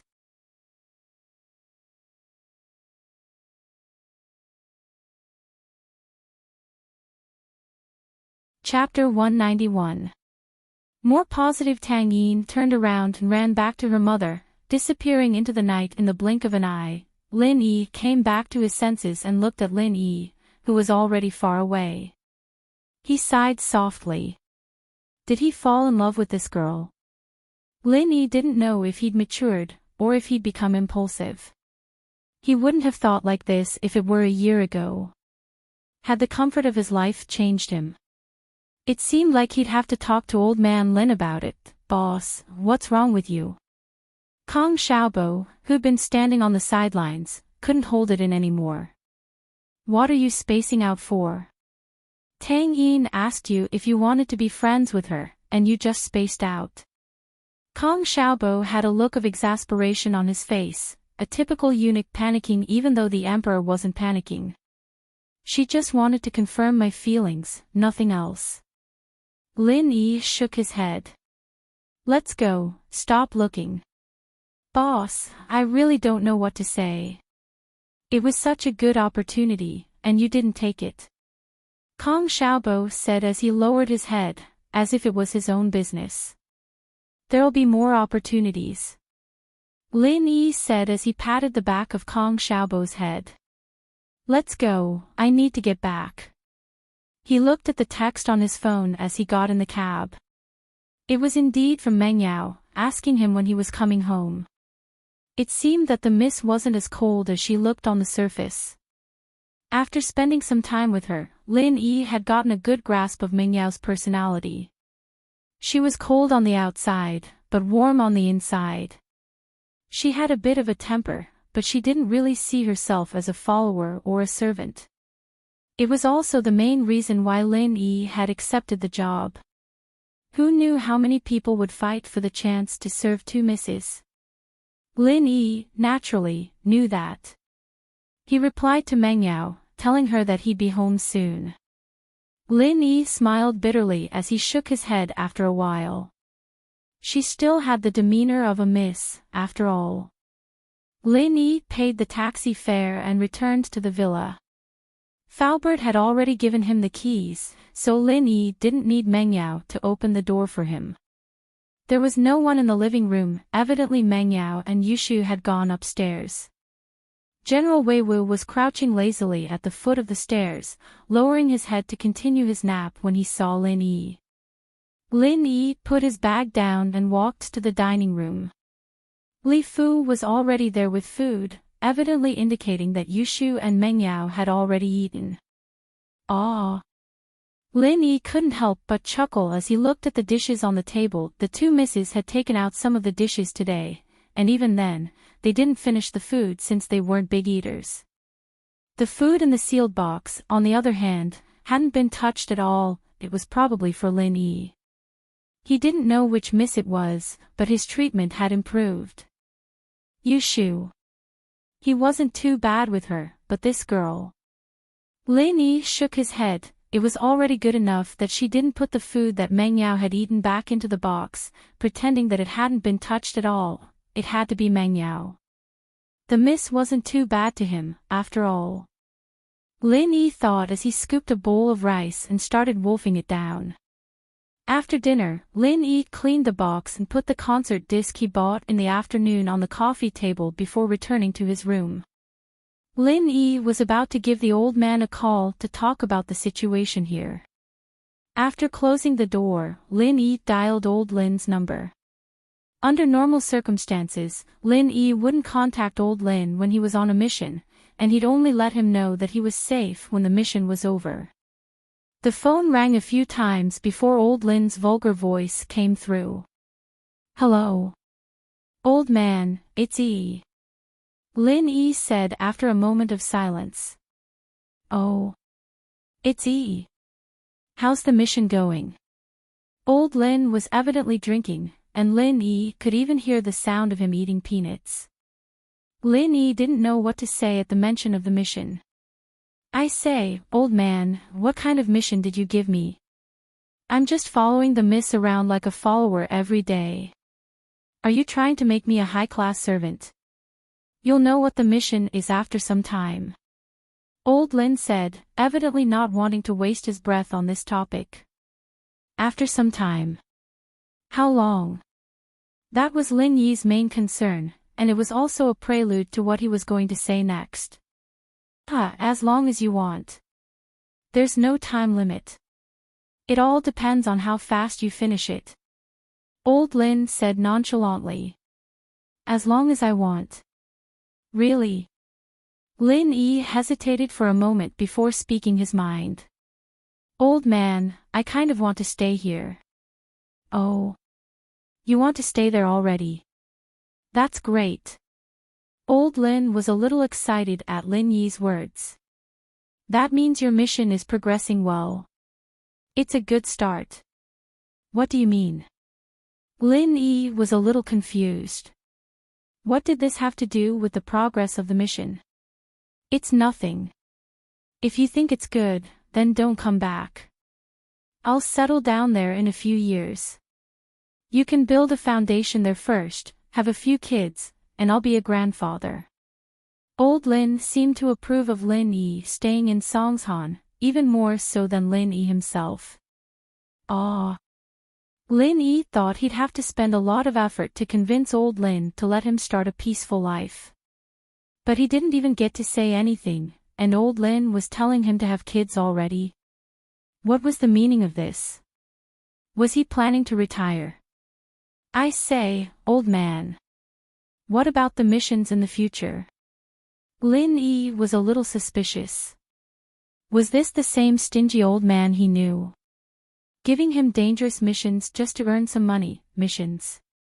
There's no more missions in the future, this is the last one. Old Lin said. Of course, if you want to exercise your muscles, you can take on a few missions, that's. Lin Yi wondered if old Lin had drunk too much.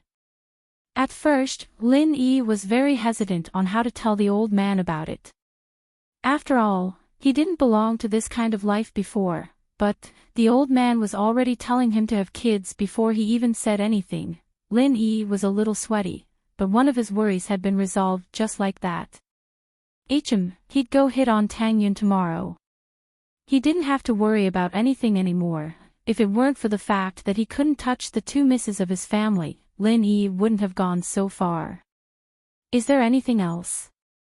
Widow Wang from the village entrance is here, and I want to catch up with her. If there's nothing else, I'm hanging up, bye. Old Lin didn't wait for Lin Yi to say anything before hanging up.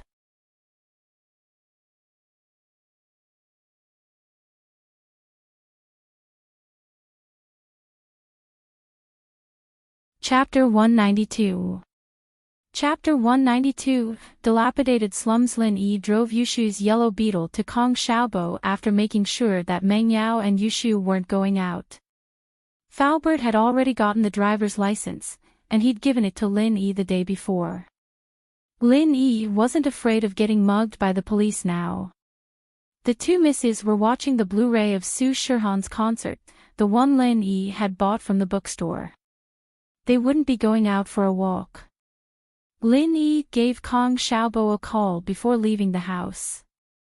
The cheapest knockoff phone these days was only 100 or 200 kuai, and it was normal for high schoolers to have their own phones. Tang Yin was probably the only one who didn't have one. "Xiaobo, where are you?" Lin Yi asked. "I'm at home, not leaving yet." "Boss, ready to go." Kong Xiaobo had been looking forward to this day for a week now. Going to the school beauty's house for dinner was a rare honor, and so Kong Xiaobo had woken up early, waiting for Lin Yi's call. "Where's your house?" "I'll come pick you up." Lin Yi said. "You'll come pick me up?" Kong Xiaobo blinked, not understanding what Lin Yi was getting at. "My house is on Ningshi Street." "Boss, which way is it?" "If it's not on the way, why don't we meet at the slums?" "Ningshi Street." "Wait for me then," Lin Yi said before hanging up.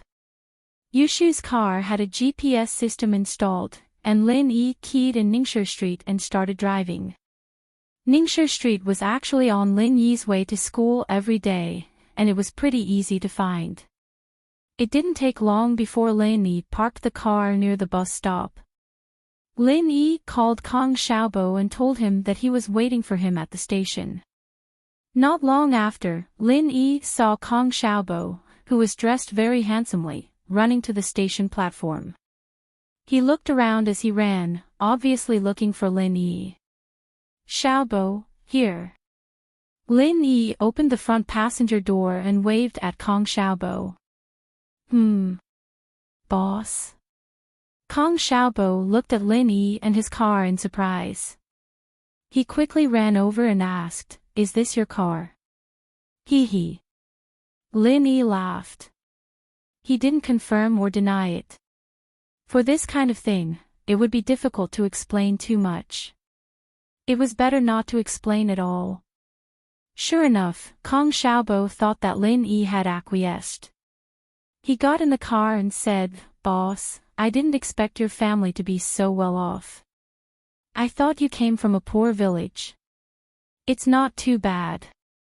Lin Yi told the truth. If the missions were as his old man said, only a few hundred or a few thousand, then his family would only be okay at best. If it were the market price, then his family would be a millionaire a long time ago, or even a billionaire.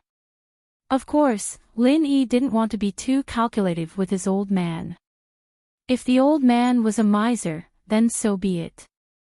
He didn't lack food or drinks, and he'd just treat it as earning some money for his old man's retirement. "But boss, why'd you buy a car like this? It looks like a girl's car. Look at the cushions, the interior." Kong Xiaobo said as he looked at the interior of the car. "Ha." Lin Yi smiled. This car was Yushu's, of course it was feminine, eh? All of a sudden, Xiaobo's eyes stopped on an ornament on the rearview mirror. "That's Yushu." "Boss, no way. You have a crush on her." Kong Xiaobo's eyes went wide as he stared at the decoration in disbelief.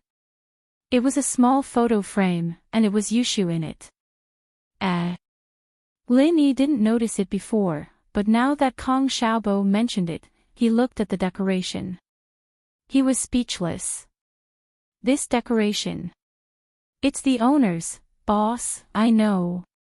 Kong Xiaobo smiled as if he knew everything. "Boss, I'm a man too, I know." "It's fine, I won't tell Tang Yun."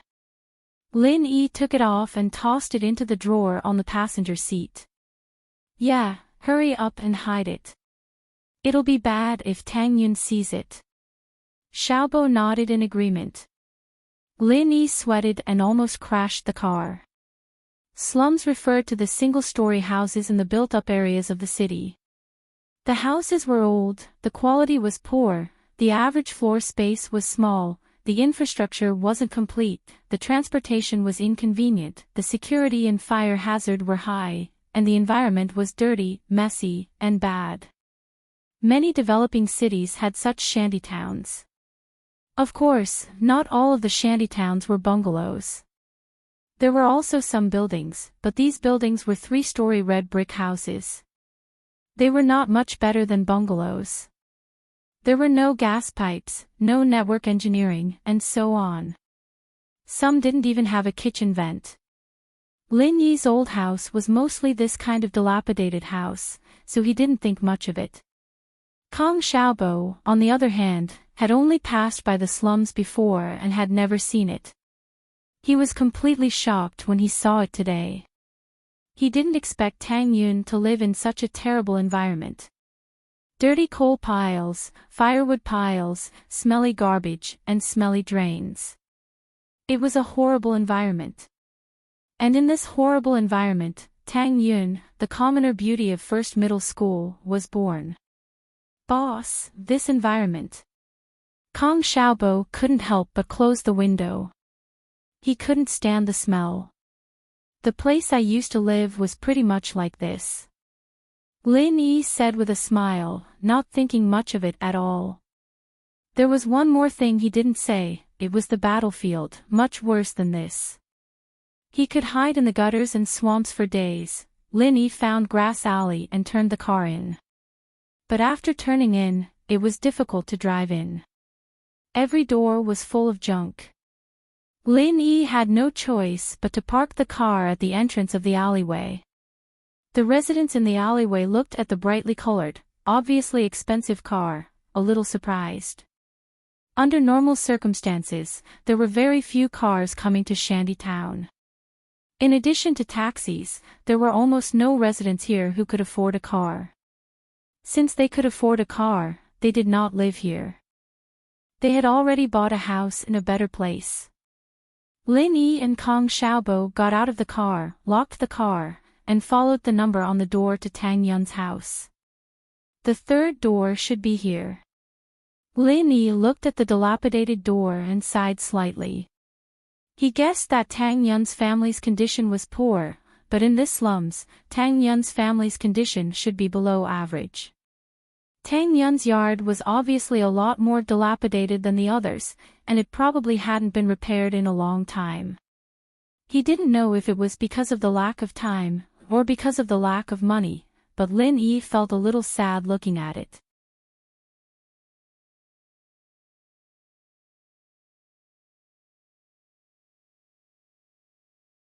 Chapter 193. A photo. Lin Yi knocked on the door, and Tang Yin's voice came from the yard after a while. Who is it? It's me. Lin Yi said. There was an obvious silence on the other side of the door. Then, with a creak, the door opened, revealing Tang Yun's beautiful face. There was no smile on it, only coldness. Come in. Lin Yi paused. Tang Yun's attitude wasn't good to him before, but she was honest and straightforward. She'd throw a tantrum at him and step on his feet. Today, however, Tang Yun's eyes were filled with coldness. Kang Xiaobo didn't notice that as he followed Lin Yi into Tang Yun's yard. He pointed at the mess in the yard, surprised at the sight. Boss, look.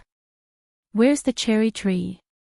People who lived in single-story houses usually planted things in their yards. Almost every house in Lin Yi's hometown had that, so he wasn't too curious about it. Kang Xiaobo grew up in the city, so he didn't see much of these things. He was excited, but curious at the same time. Ian, is that your classmate? Mrs. Tang's voice came from the house. It was an old brick house, and it was impossible to tell the age of the house. The house was made of red bricks, and there was no cement on the outside. The windows were sealed with plastic sheets, and the door was covered in rust. But in this shabby environment, there lived a girl full of sunshine, the commoner beauty of first middle school. Yeah. Tang Yin replied faintly, her tone no longer carrying any anger or dissatisfaction towards Lin Yi. It was as if she was talking to a stranger. Lin Yi's here, come in. Mrs. Tang said happily as she walked out of the house to greet Lin Yi and Kong Xiaobo. Auntie. Lin Yi greeted as he entered the house with Kong Xiaobo. It was a typical old-fashioned room, with a small kitchen and a small room behind the small kitchen. Tang Yin's room was probably there. Come in and sit. Mrs. Tang called Lin Yi and Kong Xiaobo in before turning to Tang Yin. Yin, you keep Shu Yuan company, I'll go prepare the barbecue. Oh. Tang Yin nodded, not objecting as she sat on the chair opposite Lin Yi. The sofa was limited, and Tang Yin didn't want to squeeze with Lin Yi, so she chose to sit opposite Lin Yi. Mrs. Tang went out to work, and Tang Yin didn't say anything as well. She sat on the chair, resting her chin on her hand as she stared at the floor, deep in thought. Lin Yi didn't know what was wrong with Tang Yin today. She treated him so strangely, like he was a stranger. Sitting there awkwardly wasn't a good idea, so Lin Yi tried to start a conversation. Is uncle in the house? Lin Yi heard noises from inside the house.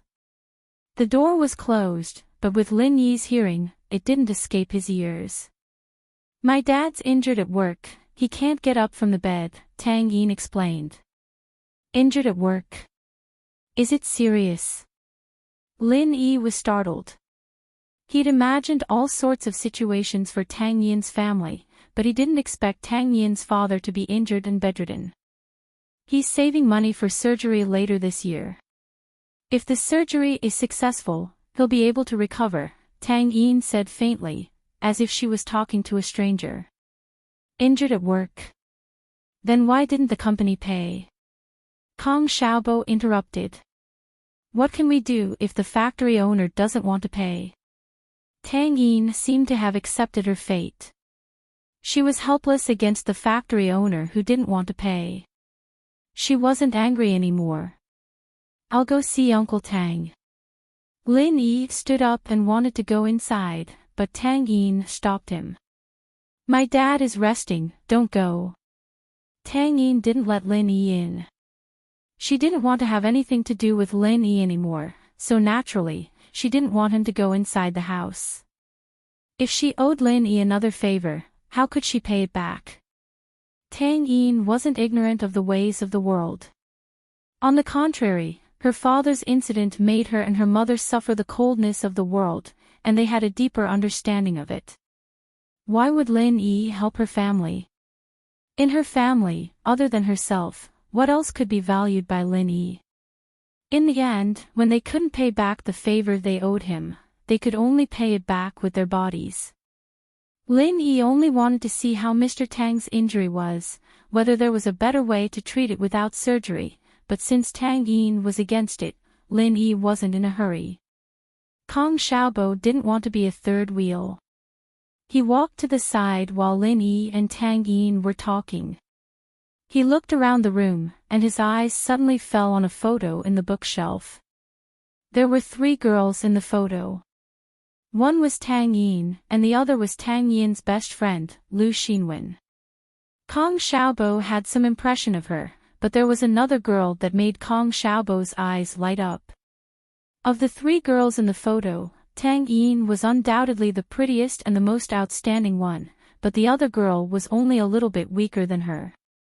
She looked so soft and weak, and it made people want to protect her with just one look. Who was this person?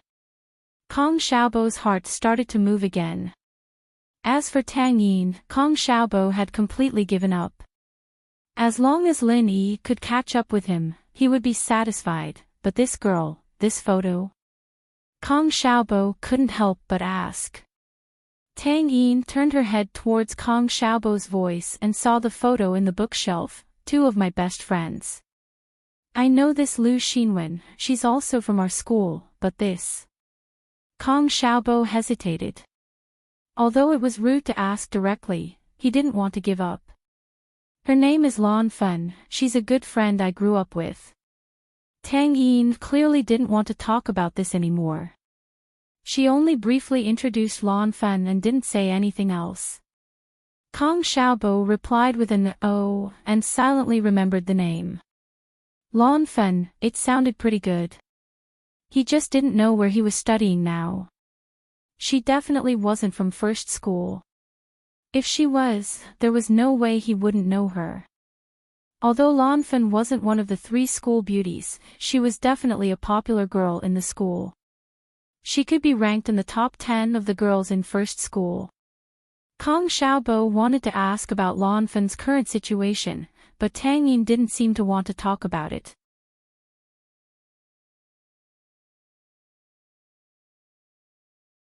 Chapter 194. Chapter 194, The Girl Who Jumped Off a Building. Lin Yi, you eat with your classmates first, there's still a lot left. Mrs. Tang said before leaving the house. Mom, I'll go help you. Tang Yun said awkwardly, wanting to go accompany her mother. Yin, you eat with your classmates, get some drinks and chat with them. I'll be fine here. Mrs. Tang said with a smile.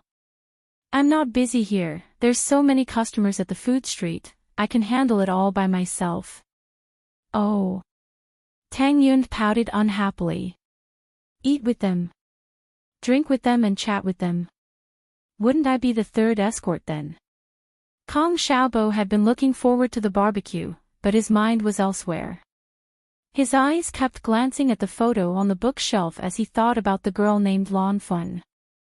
He couldn't help but ask. Tang Yun, why don't we invite Lu Xinwen and Lan Fun to eat together? Kong Xiaobo had put Lu Xinwen in front of him, but it was just a facade. He had ulterior motives. Lu Xinwen was a classmate from first middle, so it was only natural that he would be more familiar with her. Kong Xiaobo had put her in front of him, and Lan Fun was the main focus.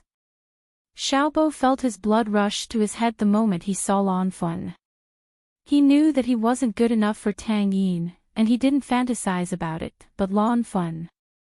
Xiaobo really did want her.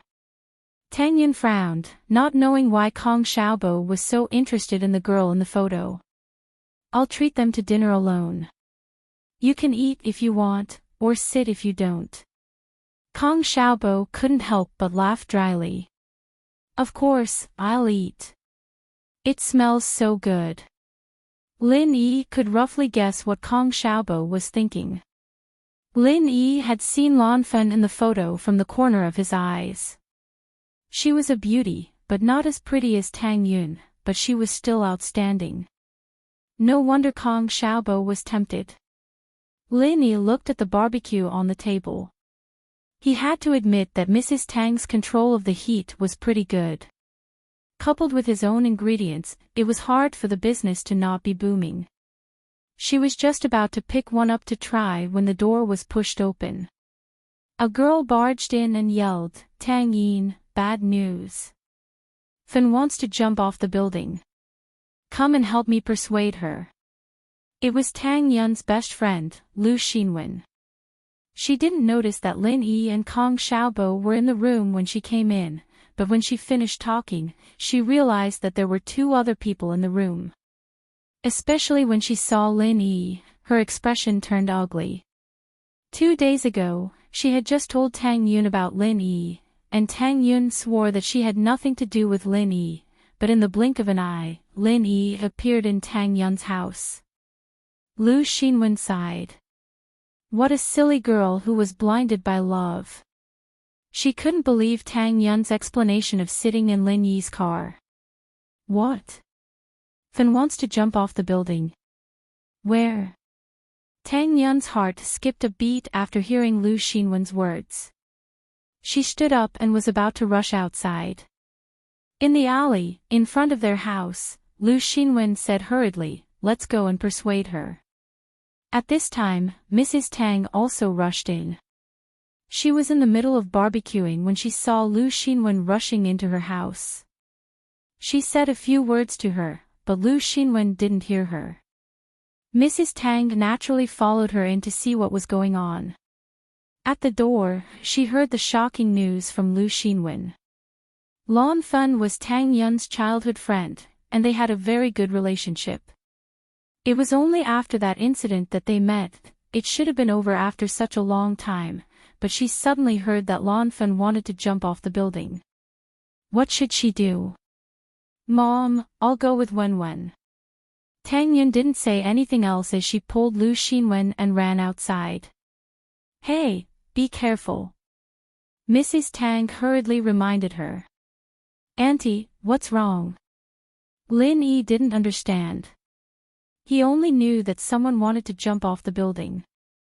Hey, one of Yun Er's good friends, Lan Fun, got hurt a few years ago. I didn't expect her to want to jump off a building. Mrs. Tang said worriedly. No, I have to go take a look too. But Mrs. Tang hadn't even finished her sentence when Xiaobo heard Lan Fun's name. He charged out the door with a whoosh, chasing after Tang Yun and Xinwen. Lan Fun. Lin Yi shook his head. No wonder Kong Xiaobo was so nervous. Aw. Lin Yi, your classmate. Mrs. Tang was confused by Kong Xiaobo's actions.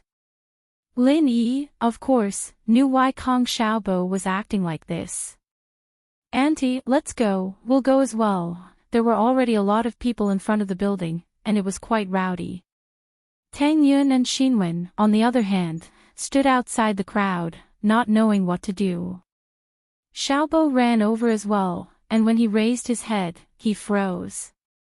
The window on the left side of the third floor was completely open, and there was a girl in white lying on top of it. It was Lan Fun from the photo. Although she looked haggard, she still had a delicate beauty to her. Kong Xiaobo's heart skipped a beat. Fun. I'm Lu Xinwen, Wenwen, can you hear me? Lu Xinwen made a trumpet with her hands and shouted. However, Fun, who was on the third floor, didn't seem to hear Lu Xinwen's words at all. She was in a trance, and her eyes were empty as she looked into the distance. Fun, go back, it's dangerous. Tang Yun was also nervous, and didn't know what to do. The people in the shantytown knew that Tang Yun and Lu Xinwen were Xiaofan's best friends. The crowd automatically opened a path for Tang Yun and Lu Xinwen to pass. When they got to the front, they saw Lan Fan's mother, Song Huiping, standing there anxiously. She didn't know what to do, and her eyes were filled with tears. She looked at Fun upstairs, and shouted her name, but Fun ignored her. Auntie Song, Fun. Tang Yun saw Huiping and quickly asked. Ah, Tang Yun, Lu Xinwen, you're here. Hurry and talk to Fun. I don't know what happened, but she locked herself in her room and wanted to jump off the building. Her father went up, but he couldn't open the door, and he's contacting the locksmith company. Huiping was anxious, but she still put her hope on Tang Yun and Lu Xinwen. Lin Yi and Kong Xiaobo also squeezed over.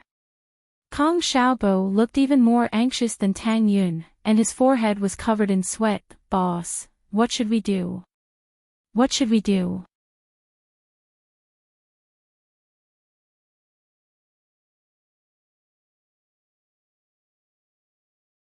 Chapter 195. Chapter 195, Shocking Resemblance. Don't jump, please don't jump. What's wrong with you? You're still young, you have the best years of your life. Kong Xiaobo didn't know why, but he was so excited that he wanted to jump up and down. His voice was shockingly loud, as if there was a loudspeaker in his mouth. Kong Xiaobo's loud voice was much louder than Tang Yun's, Lu Xinwen's, and Huiping's voices. It stood out in the midst of the noisy crowd. This time, the voice attracted the attention of Lan Fun on the third floor. Lan Fun lowered her head in a daze and looked towards the source of the voice. With one look, her face revealed an expression of disbelief. Her eyes also slightly brightened and she became very excited. She muttered to herself. Although her voice was not loud, the people downstairs who were close to her could still hear her clearly. Xiaoming, is that you? You finally came to see me. Lan Fan's lips curved into a happy smile. You came to find me, you didn't abandon me after all. Xiaoming. Kong Xiaobo didn't understand what Lan Fan was talking about. He looked at Tang Yun and Lu Xinwen, confused. Tang Yun and Lu Xinwen were confused as well, thinking that Lan Fan was hallucinating. But when they turned around and saw Kong Xiaobo's face, Tang Yun couldn't help but call out in surprise. Wen. He and that Kong Ming. Tang Yun felt that Xiaobo looked familiar, but she didn't pay much attention to it. She knew that he wasn't a good person, and that he must have been a bad student at school. Maybe she'd seen him do something bad before, but she didn't think too much about it. Xiaobo looked familiar, but Tang Yun didn't think too much about it. But today, after hearing Lan Fan's words and looking at Kong Xiaobo's face, Tang Yun had to admit that it was similar. It was too similar. It was hard to link the two together if you didn't think about it in that direction, but if you compared Kong Xiaobo and Kong Ming, the two's facial features, nose, mouth. They weren't exactly the same, but they were shockingly similar. Not good. Lan Fan wouldn't mistake him for Kong Xiaoming, right? Don't make any mistakes. Lu Xinwen was also shocked. How could there be so many coincidences in the world? At this time, a boy who looked like Kong Ming appeared at the scene of Lan Fan jumping off the building. Kong Ming. From Tang Yun and Lu Xinwen's conversation, Kong Xiaobo could guess something. Lan Fan must have been hurt in the past, otherwise she wouldn't have said those strange things. However, the name Kong Ming was like a sharp sword, stabbing into Kong Xiaobo's heart. His face twisted as he clenched his fists tightly. Even his breathing became rapid. You said that she mistook me for Kong Ming. Yeah, you look so much like the man who abandoned Xiao Fan. You're not his relative, are you? Lu Xinwen didn't see the strange expression on Kong Xiaobo's face. She thought that he was confused, so she didn't hold back when she spoke. Go hide, your face is going to collide with mine. Relatives, huh? Kong Xiaoming's eyes flashed with a hint of malevolence as he repeated those three words. Lu Xinwen was right. Kong Ming was Kong Xiaobo's relative. He was the grandson of his grandpa's lineage, so technically, he was his second cousin. What are you mumbling about? Hurry up and hide. Don't let anything happen to you. Lu Xinwen didn't hear what Kong Xiaobo said and frowned. Kong Xiaobo's heart was filled with bitterness and anger. Was she abandoned by his second cousin, Kong Ming? Such a good girl was forced to jump off a building. Just as Kong Xiaobo was in a daze, Lan Fan, who was on the third floor, showed a happy and satisfied smile. Xiaoming bro. I'm coming, wait for me. Tang Yun, Lu Xinwen, and Song Huiping knew that this wasn't good. Lan Fan's emotions weren't right. Did she take things too hard? Xiao Fan. Tang Yun called out nervously, but before she could finish, a white shadow fell from the building. Xiao Fan. Huiping screamed at the top of her lungs. Tang Yun and Lu Xinwen didn't know what to do. They didn't think that Lan Fan would jump off the building without any warning. Lan Fan. Kong Xiaobo rushed up, wanting to catch Lan Fan. But whether it was speed or judgment, he couldn't accurately pinpoint the location of Lan Fan's fall. Lin Yi sighed and chased after him. He quickly pushed Kong Xiaobo to the correct location. But under the current situation, no one would notice these minute changes. Lin Yi was very secretive. People who saw it would only think that he was here with Kong Xiaobo to save her. In a battlefield filled with bullets, it was hard to defend against an enemy's sneak attack. If one couldn't pinpoint the direction, it was almost impossible to walk out alive.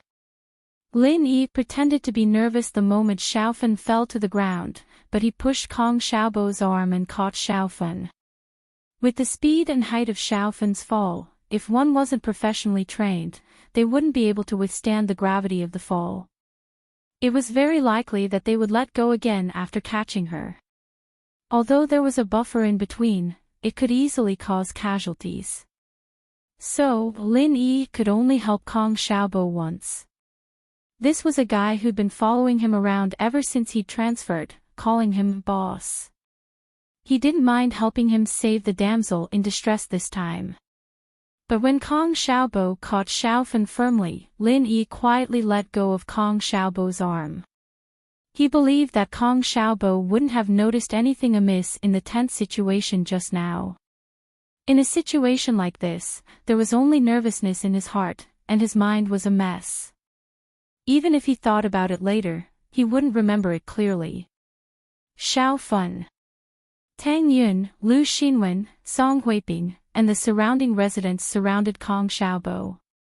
They were happy and surprised when they saw that Kong Xiaobo caught Xiaofan. Did Kong Xiaobo catch Xiaofan? Because of the sudden incident, although they had already called the police, it would take some time for the police and fire department to arrive. It was only 10 minutes, and they didn't expect Xiaofan to jump down. Xiaofan, are you okay? Don't scare Mom, are you okay? Song Huiping was the first to rush up and wanted to snatch Xiaofan from Kong Xiaobo's arms. But Kong Xiaobo was also stunned and hugged Xiaofan tightly.